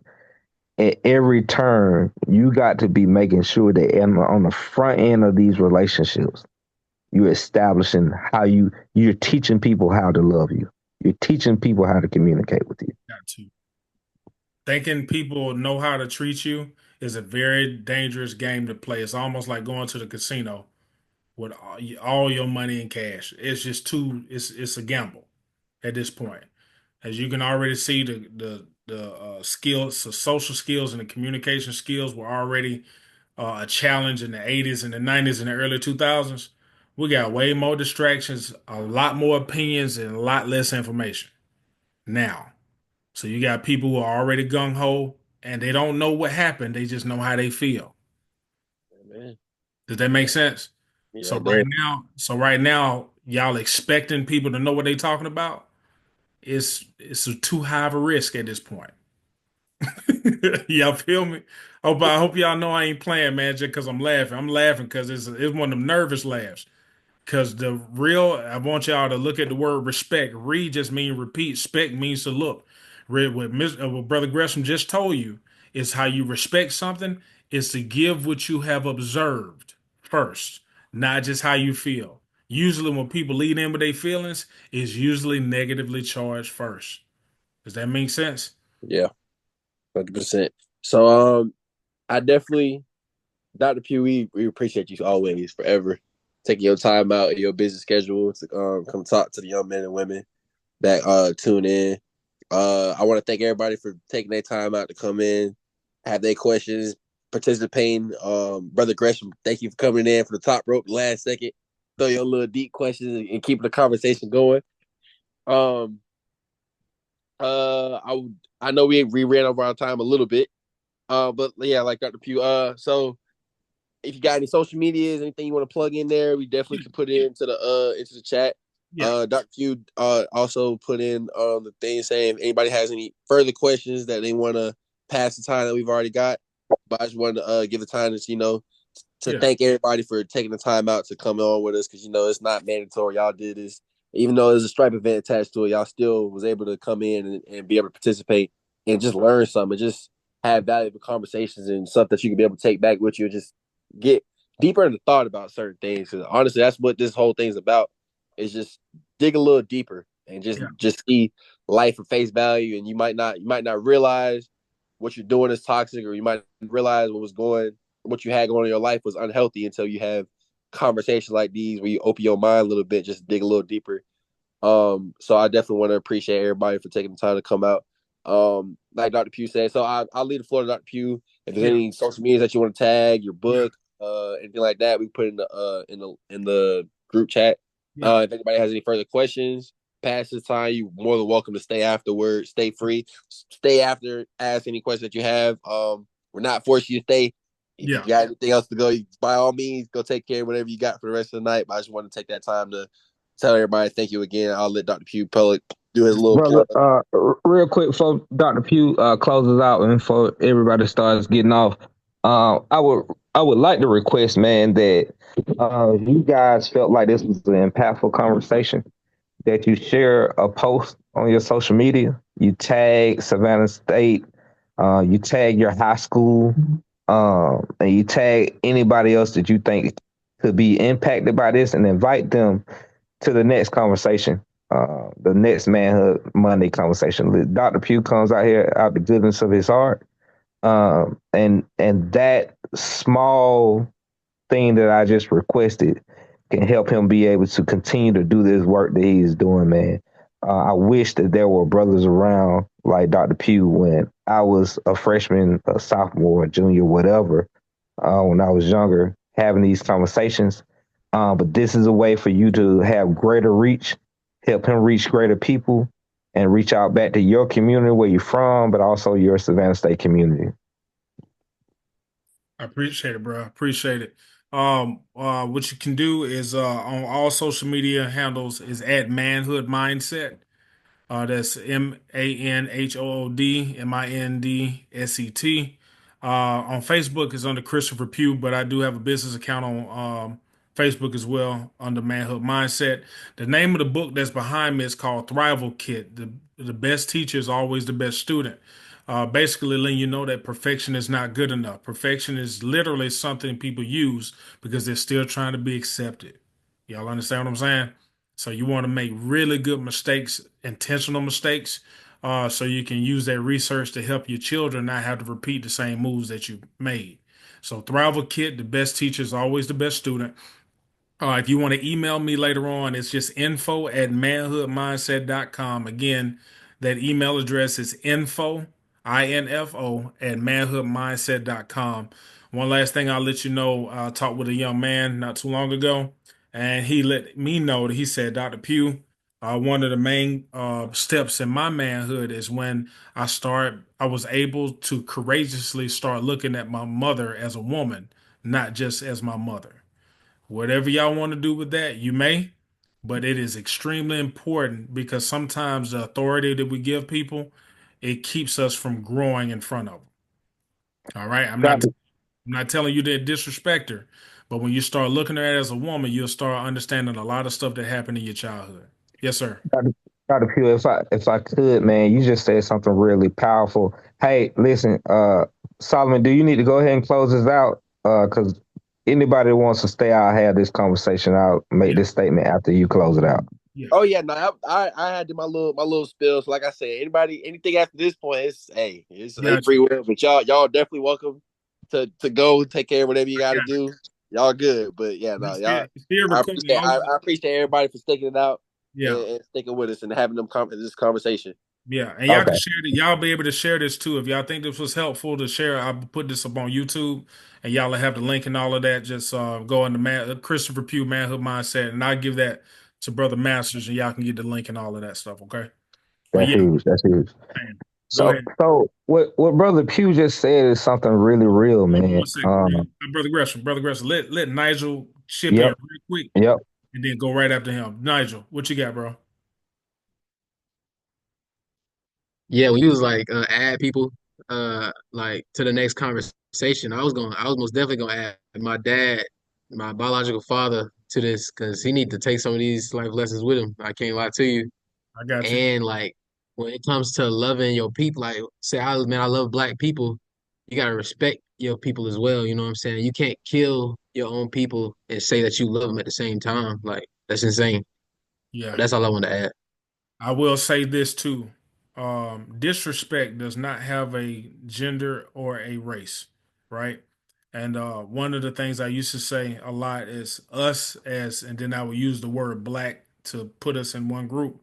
And you're not wrong at all, but I'm just letting you know what I'm noticing. Um, there's a huge difference between character, race, and gender. You see what I'm saying? What I'm asking y'all to do now is look at the title again. What is love without respect? That title ain't got nothing to do with race and gender. You feel me? So, but I do understand what you're saying, and you are 100% correct. What I do want you to do is start focusing on character first. Because honestly, when we group all of us, before we became black people, we were different families and tribes anyway. You know what I'm saying? Race is when you force everybody in one big group without their permission. That's all. That's all. That's what race is made for. So I get it. But it's almost like this. Why is everybody anywhere don't always get along? Because we're different people and we're gonna conflict spiritually at first. There's some people on this planet should never get along with. You understand what I'm saying? So that's the reason why I want you to use that lens. What is love without respect? So it goes beyond gender and race. Is that cool? Yes, sir. Because I had to do a project one time, and it was about how physical activities affect uh how they affect what's it called, mental health. How physical activities help black males with mental health. And Hmm. the white guy came, a friend of mine. He asked me, why is it just focused on black men? Yeah, that's something I do have to work on. Like, stop trying to just conclude just black men. But it's an African American male class, but that was the only reason why I did it. But yeah, I understand where you're coming from now. That's the thing. You're not wrong. You're not wrong about your perspective. You understand what I'm saying? What you said earlier wasn't even, it's not incorrect. I just want to be very clear about that. Don't want you to apologize for looking at your folks and who you consider your folks. That's not for me to tell you. I'm just letting you know that it's easy for us to group people among our people who ain't our people just because they look like our people. You see what I'm saying? So I don't want you to have to try to kumbaya. You remember those like I was telling about a few minutes ago? There are some people who are just hell bent on disrespecting you. I mean, it's a huge piece. Hey, look, you ain't got to believe in the Bible, man, but it looked like Cain and Abel probably look familiar. You know what I'm saying? So if we were knocking each other off at the beginning, man, I think we should be prepared for that type of spirit in 2024. Just being honest with you. All right. But keep that up, man. Don't change it just because I had a different angle. Don't change what you're doing at all. Yes, sir. Yep. Yes, sir. So I was gonna say something before we got off, man. One of the things as I reflect on my life, I realized that everybody comes out of a woman, right? And a woman is literally the first thing you understand to be God, right? You think about when you come into this world, right? You know your mother before you know God, right? Would everybody agree? And your mother, right? And the way she respects your father allows for that person to come in and have authority, right? And those two people teach you what God is, right? And a lot of times we never really allow for ourselves to see the first person that we understand as God, as a human, as a person, as a woman. You know what I'm saying? And once we do that, a lot of times we're able to see the other person as human, right? like your father, right? Regardless of how great they were or how not great they were, right? Some people see their father as Superman. Hmm. Your dad ain't Superman. You know what I'm saying? Your daddy is a man. You feel what I'm saying? He got flaws. He got all the other things that encompass him as well, right? And when we put these people on pedestals or we don't respect them the way we should, right? We take away their humanity. We take away their ability to just be human and be a friend and be somebody that's gonna be there for us when they need us. You know what I'm saying? Or when we need them because they're trying to hold to something, right? I got a good friend that talks to me about being a good man. You know how detrimental that can be, just trying to be good, right? Instead of just being you, Hmm. instead of just having character, right?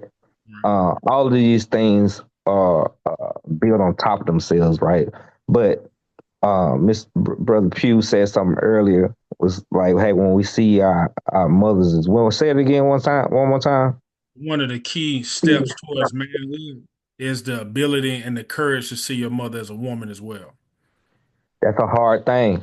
That is a very, very hard thing, man. I met a lot of young brothers, 18, 19, just getting to college. You know, mama is just mama, you know, like at a high level, right? They don't just see her, they don't also see her as a woman with flaws and imperfections, right? So anybody else that's engaged with mama has got to be wrong because they're against perfection. Hmm. You know what I'm saying? And sometimes that can lock us into a certain way of thinking about things that have us looking at our daddies all jacked up, or have us looking at auntie that check mama, or had us looking at grandmama that had to say something, right? Because mama is always right. She's God. You know what I'm saying? So just, that's just something to think about. Yeah. Yeah. Do we have any other questions, man? I know we got some folks that still here, man. That's cool. I really appreciate y'all staying. I don't take it lightly too, because when people rock with you, it ain't guaranteed. We got any other questions? Like, matter of fact, any comments, man? Anybody want to just talk about what you learned or anything that stuck with you?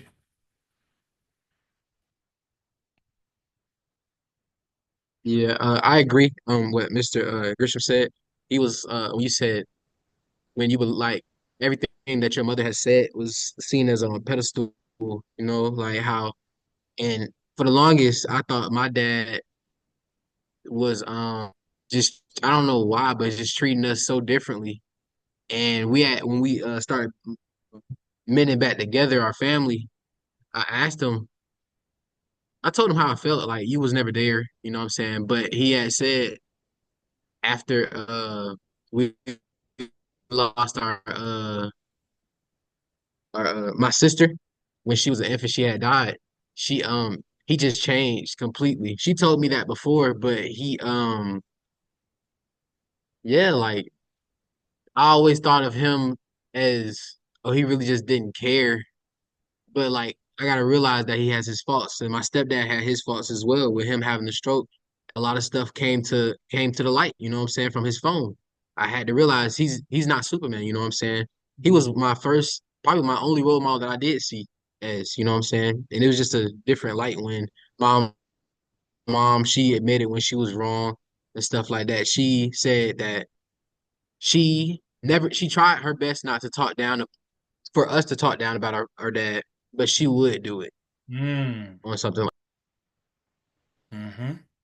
And that interrupts the ability to respect someone where you had to, out of respect for her, allow the disrespect for him. Like that's that tug of war that a lot of kids go through. And they really don't know how to properly transfer only the beneficial parts to their adulthood. And unfortunately, a lot of men don't know how to actually demand respect in front of their children without arguing. You see what I'm saying? They really don't know how to do it until they raise their voice or until they just shut down and go downstairs and drink some more, stuff like that. Self-destructive behavior where because now they gotta figure out if they keep their self-respect or if they keep their family. Because now in 2024, a lot of men know self-respect can cost you your family. So, man, Yes. go ahead. I'm sorry. No, you got it. You got it. Okay. Man, that's really powerful, which is why I kind of try to emphasize in this conversation that how you start relationships is so important, bro. You know what I'm saying? Like the things you establish as your boundaries or how you want to be loved, how you want to be treated has to start in the beginning. And a lot of times we don't know how, we don't even know. We don't even know what that is, right? So that means you got to go through some situations, right? Sometimes those situations can scorn you, can change you, right? Which is why the old people say, "Hey, don't let that change you." You know what I'm saying? But understanding who you are, tapping into some of these things that Brother Pugh is saying will allow for you to have, and also all your life situations, looking at your mom, stepdad, dad, right, will help you be better in the future. We ought to always remember that these are examples that we get to live by. We don't have to judge these people because we ain't lived their life. You ain't never been your daddy. You don't know what it was to lose a child. You don't know what it was to go through divorce or not be with somebody and then see your children with somebody else or somebody they calling them daddy or any of that extra stuff, right? And how that may affect you psychologically. You just think that it shouldn't be this way and it shouldn't have been that way and this is what it was. You don't have to go to that level of judgment. You can say, hey, look, this is how I want to operate. I've seen some great examples. I've seen some not so great examples. I've seen everything in between, and I'm going to pick those things, and this is who I'm going to be. That's real. And when my time comes, right, to make a mistake or not be perfect, I hope that people not judge me the same way. Right. Right. You got Dejan got his hand raised. yeah, Dejan. Brother Butler, what's up, team? Hey, what's going on? Hey, man. Now, Brother Gresham, what you just said was amazing, man. Felt like you really just took the words out of what I was about to say. He do But that. I'm a firm believer, right, in pretty much taking lessons from the good and the bad, right? So even though you may not have had the best role model, at least you got an example of, hey, what you don't want to be, right? Or what you don't want to do in certain situations or how you don't want to react. So I think that's really, really important for us as men to understand because, you don't necessarily have to have great examples around you, but those examples in themselves can show you, hey, what you don't want to be. And that allows you to at least navigate that way as well. But no, I just wanted to say, thank you for this. Thank you for the topic. I mean, thank you for having this conversation for tonight. Because I think it is really important for a lot of people to understand, love and respect go hand in hand. Because it is a lot of times. I mean, I spent some time in my years, right, thinking that I was in love in this relationship, and when I had time to kind of step back and look at it, you realize that just respect wasn't there on my end, and on her end as well. And you realize that, okay, hey, this isn't what a relationship is supposed to be. And I know that it takes a level of maturity, but I think one major thing that kind of helped me, and I think that would help others, is to learn about your emotional intelligence, right? Kind of understand those things that push you over the edge. Being able to distinguish when somebody's saying something, hey, why are they trying to get under my, why are they trying to get under my skin, right? Or understanding, hey, what buttons you have, and then don't let people weaponize that against you. So I think as far as like Big Chris said, Dr. Pugh said, being able to say, hey, stand up for yourself, right? Let them know, hey, I respect myself. I did this today, I did that today. Because that's a coping mechanism that we need, and we also need to remind ourselves of the day-to-day things that we probably take for granted. But somebody probably looking at you like, damn, you did all that, or you overcame that, and you still have to come home to this. So I think it's really important that we all just kind of take note of what he's saying. And I just want to say thank you again as far as just having this conversation and breaking it down is really, really important. And I mean, I can testify to a lot of this stuff, right? Just kind of seeing my dad and his relationship, house full of girls, and me, fighting for respect or demanding what he believes is respect, or all that little things, right? And just seeing it from his perspective. And then I told myself, all right, when I become a husband, or when I become, the man of the house, right? How do I want to navigate? What are the terms I kind of want to set in a relationship going forward? Not even anything negative in the sense of, all right, I'm not gonna let no woman talk to me. I'm making sure that, my girlfriend, my wife at the time understand, hey, how are we going to communicate? How are we going to, not negotiate, but how are we going to be able to resolve conflict in an effective manner? And yeah, I think that all goes hand in hand. So I just want to say thank you again. Man, you're welcome, first of all. And one thing I want to compliment what you're saying is I underestimated how much people were conditioned to disrespect us. I didn't know. I just thought it was just, oh, somebody's upset. No. Historically, our image has been so distorted that the destruction of our image has been used as entertainment. You understand what I'm saying? To the point now, um, I started off, man. I know y'all heard of Sugar Spice and Everything Nice being girls and boys being snakes, snails, and puppy dog tails. That means if you're Sugar Spice and Everything Nice, that means you can't do anything wrong, specifically dealing with us. And if they're conditioned that way and we're conditioned to believe that as well, you have a lot of dudes who have entertained a lot of unnecessary drama in the name of love. And that's what really has us, quote unquote, crashing out at the last moment because it's really us, it starts building up to the point where it's just too late.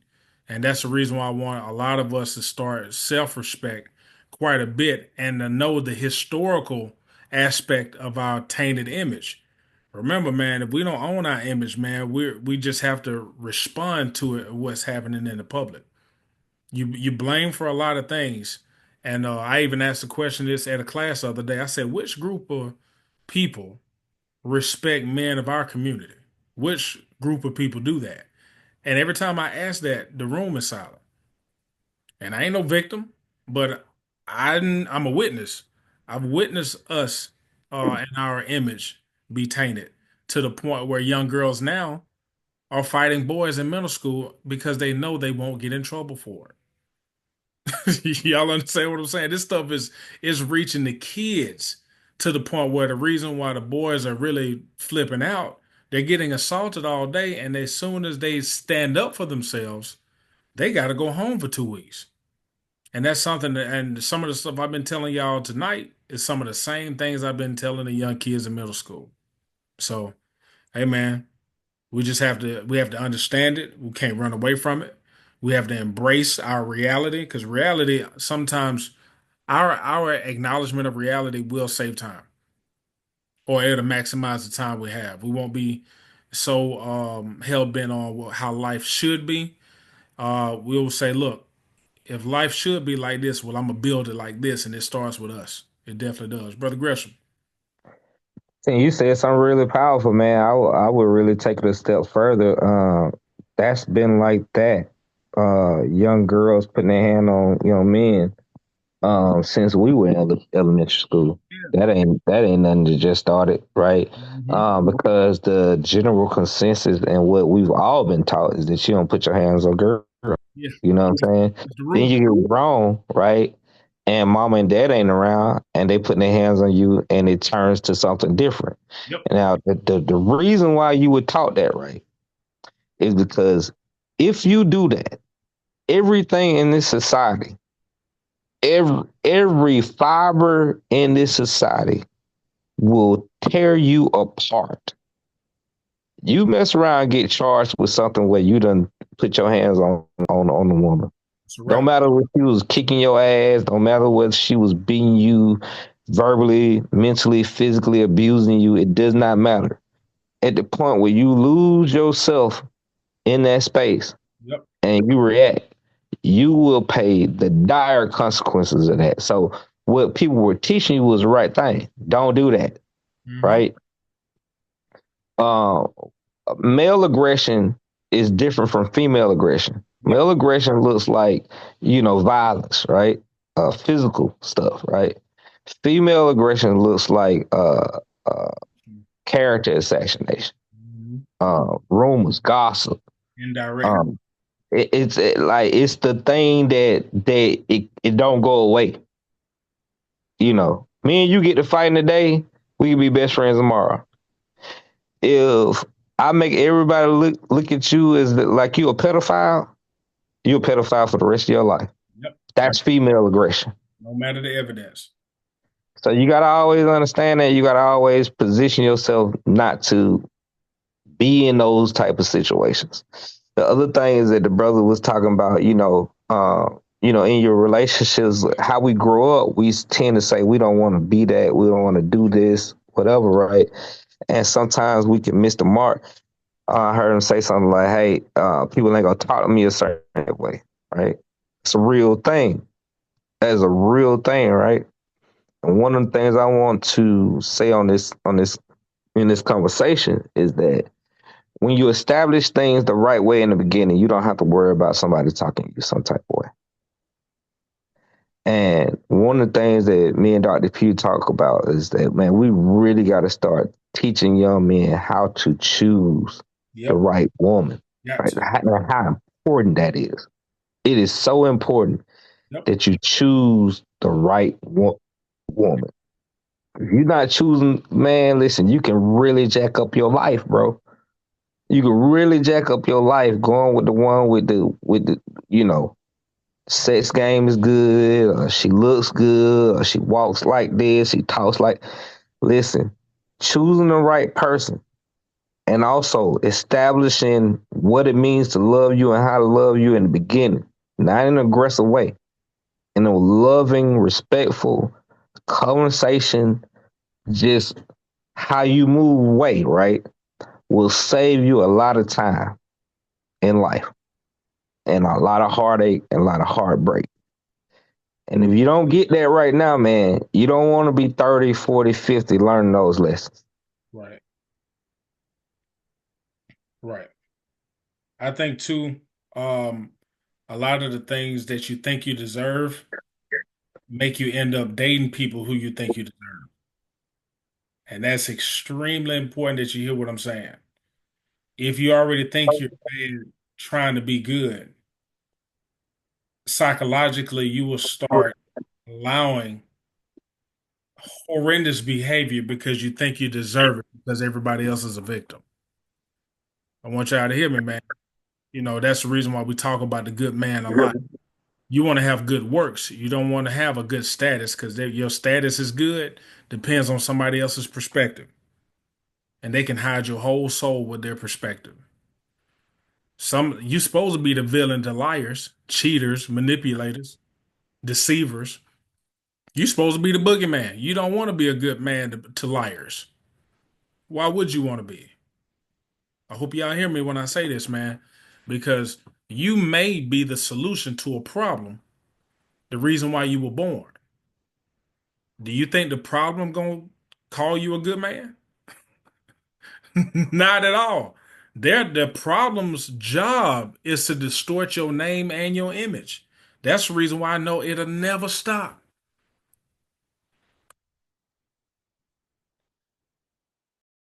Role is still. These type of things are definitely important. Dr. P, we getting off. Gotcha. I guess so. I think that was that was our side, Dr. P. It was just what it was. It was we were finna get too deep. We're like, break up with her. That's what people were like. They were like, so you saying I should break up? You're like, yeah. You almost said the C word. I tell you. Yeah, I know it. So let me say this and we'll close, man, because I know we got stuff we got to do, man. But I will tell you this, man, if because some of the stuff we're talking about may not be for the people on the call, right? When I upload this, man, and when y'all finally see it, send it to somebody you know who is associating love with the drama that they've been through their whole life, and they're constantly going through it, and they're normalizing bad spirits in their life because they think they deserve it. You know what I mean? The biggest thing is when somebody can control your image, they can control your imagination.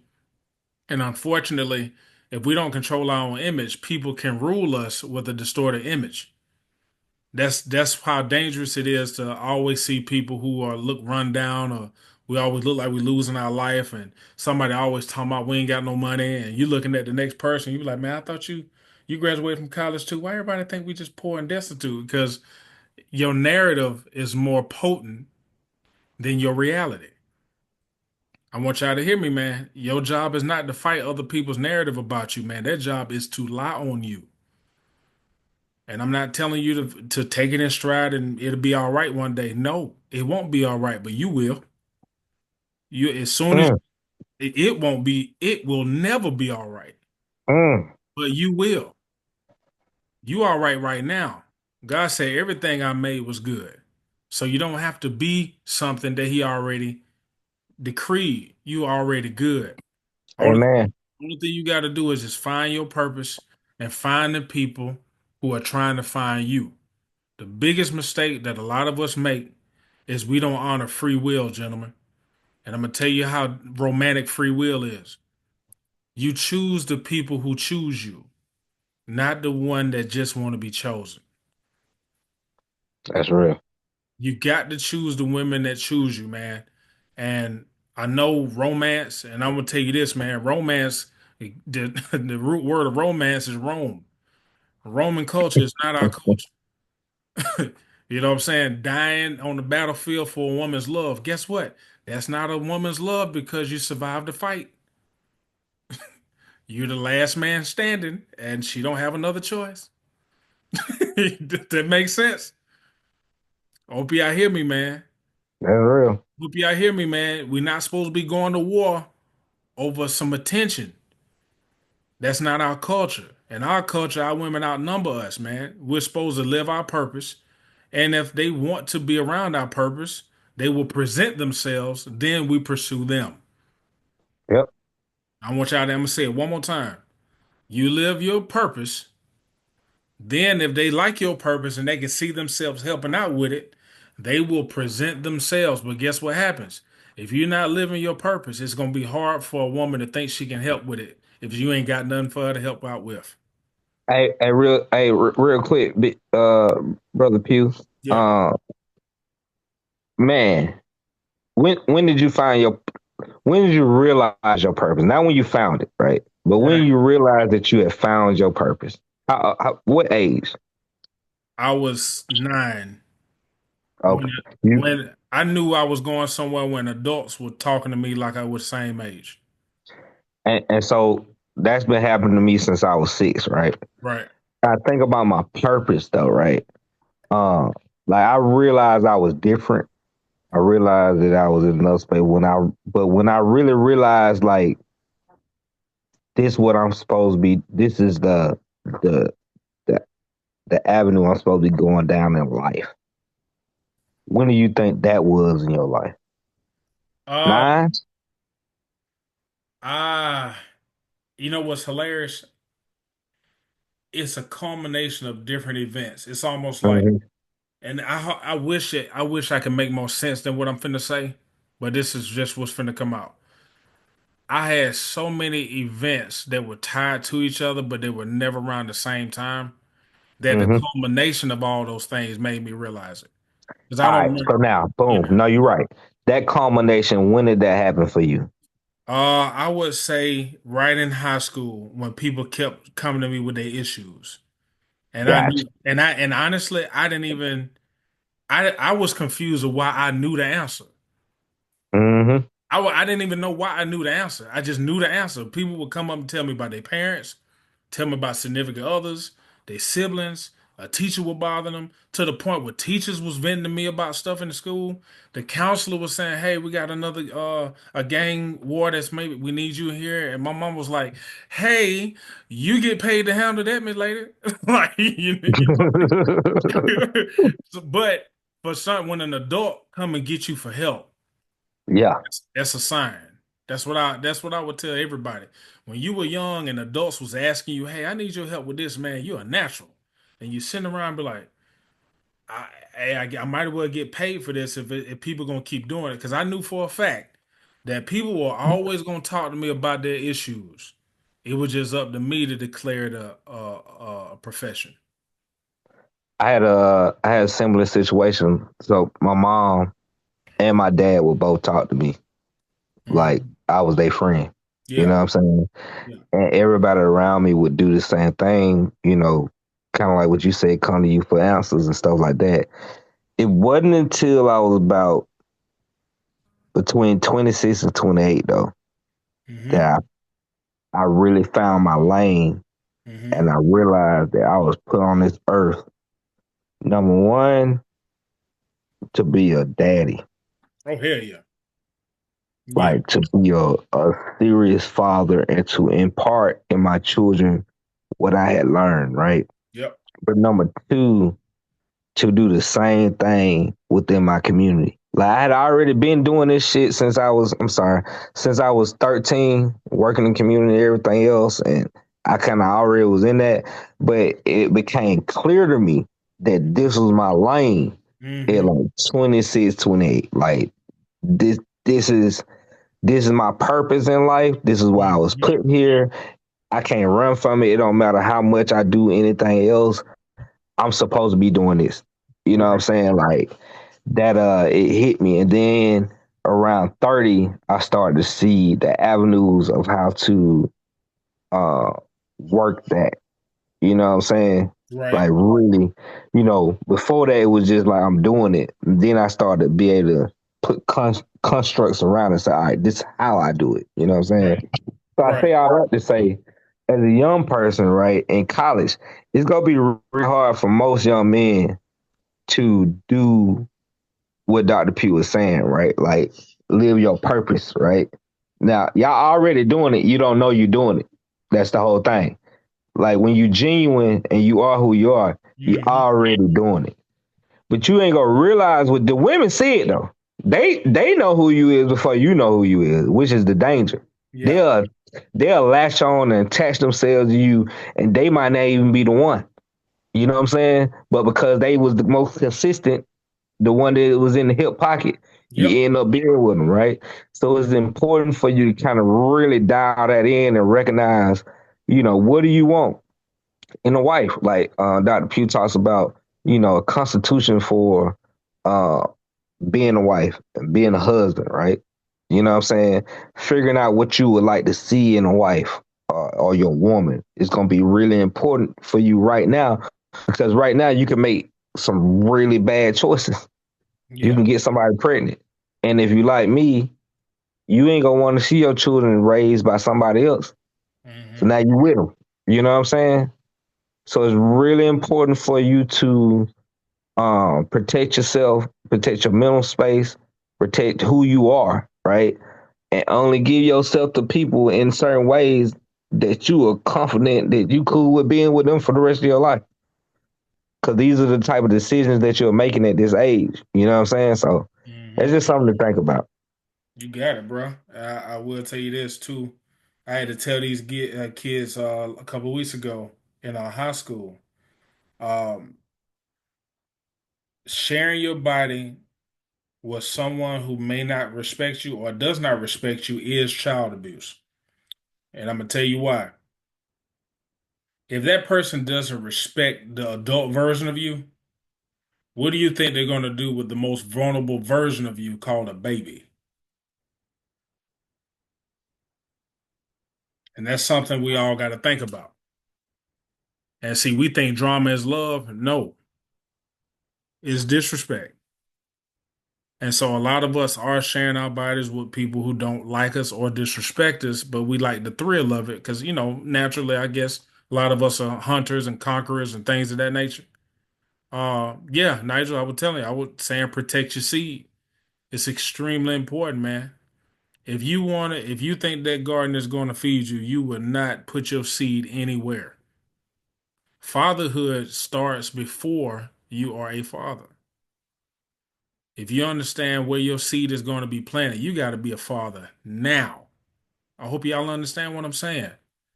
Because anytime when you're interacting with somebody who don't have your best interest, you're going to put your children in their custody. Your children got to grow in that environment. All of that psychological damage, psychological diversity, whatever you want to call it, all that emotional outburst, your child has to develop a whole body inside of a womb of a person who does not respect you. So I want y'all to be very intentional. I ain't saying perfect. You gonna mess up. And I'm gonna tell you this. Let me not act like this a foolproof plan. You're gonna end up marrying a human being. And that's gonna come Absolutely. with it's gonna come with a whole bunch of what in the hell did I just do? You know what I mean? I'm not telling you that you're gonna find the perfect one. The perfect one don't exist. You can find one on purpose though. You can choose it. You can actually find one intentionally Mm-hmm. once you vet them enough to know how they treat women and older people. How do they treat strangers? What do they do in the midst of working? What do they do in stressful environments? What happens when they don't get their way? What happens when their feelings hurt? How do they treat people? And you need to see this on a consistent basis. No, it's not just she was a female. A female is not a character trait. You understand what I'm saying? I want you, don't get me wrong. I understand female have tendencies, but character does not have a race or a gender. You have to look at what people are actually doing. Don't make excuses for people just because she a girl. Because I'm gonna tell you that the same girl who disrespects you know how to respect the boss at a job she can't stand. And I want y'all to hear me, man. She know how to respect the people she respect. She has no problem respecting the people she respect. But if she say she love you and have a hard problem respecting you, guess what it ain't? It ain't love. So just keep that in your back pocket, gentlemen. I'm not telling you that people are just beyond reproach, beyond dating. It's plenty of women out here that have the programming or have the I would say the tutelage, the skill set, and the curriculum of being your wife.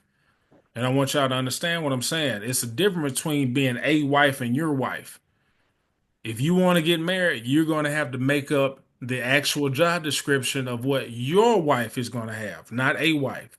Because I will tell you this, a lot of people are being, they love asking how to be a wife to everybody except their husband. Y'all feel me? So you don't want to have a wife, you want to have your wife. And a lot of us are trying to marry people and hoping they will turn into our wife. That's not how that goes. You have to find the wife, not turn the wife. She already has to be your wife. You just have to find out if she's actually going to be yours. Because I'm going to tell you some wild stuff that really happens. When you find your wife, you'll start working on you. That's how you know. Instead of worrying about what she doing, because you already know what she doing, she found out what your purpose was, and she want to help. As soon as you found that, you be like, she want to help with my purpose. Well, let me make sure this purpose crystal clear. As soon as you get at a place where you're not confused about your purpose, and that's when you ask her. You see how that work? You have a purpose. She presents herself, then you pursue her. That it's not a foolproof plan. It don't always work out like that, but it's at least worth looking at, worth investigating what I'm saying. Okay? People do some wild stuff when they're infatuated or when they're obsessed, and we call it love. All right? That true love happens is restraint. What they don't do when they mad at you. It's not what they did when they were mad, fellas. It's what they will never do because they're mad. Hear me, man. And a lot of us grew up in households where you didn't have the authority and you kept hearing people disrespect people because guess what? You didn't have no authority. Now, let you get some authority when you get 30 and people want to talk to you in the same way. You may lose it. You feel me? That's how confusing it is for the average man of our community. If you had a man's responsibility without a man's authority, your signal is scrambled. Trust me. It is. And it's not your fault, but it is your situation. Don't play with it. Especially at our age right now. Yes. People talking to you any kind of way. And now you thinking it's okay, but deep down inside, you be like, hey man, ain't gonna be too much more of this. But you think it's cute. No, it ain't just think it's okay. You think like that's womanhood. Yeah, you think like that. You think that crazy shit is like what it is supposed to be, and it ain't.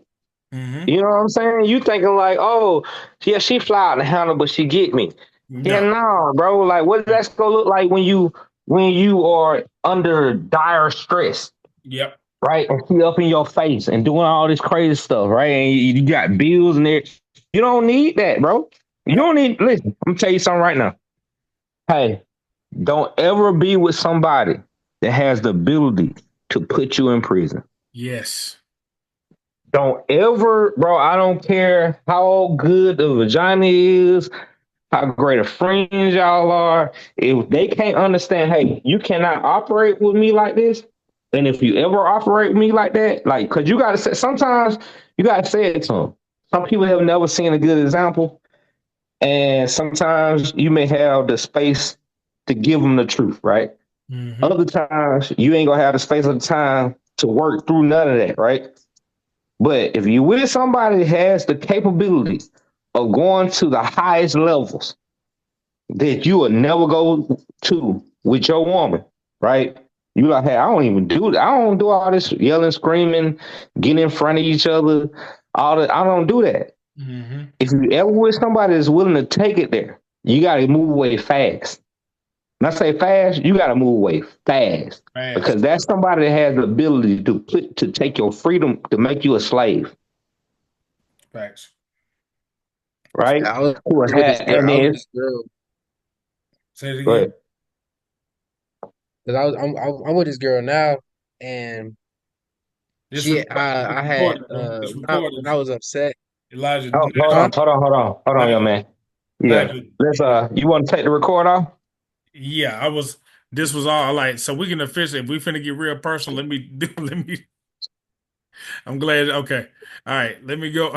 We're gonna go ahead and stop this. This at this point, this will be uploaded to YouTube. But hold on, Nigel. We'll talk about Oh, the that. whole thing? Jesus Christ! Yeah, I know. That's what I was telling you. It's already being streamed. I know that. It's okay. It's okay. Hold on. Thank y'all for tuning in tonight for Oops, My Bad. Hold on for a second.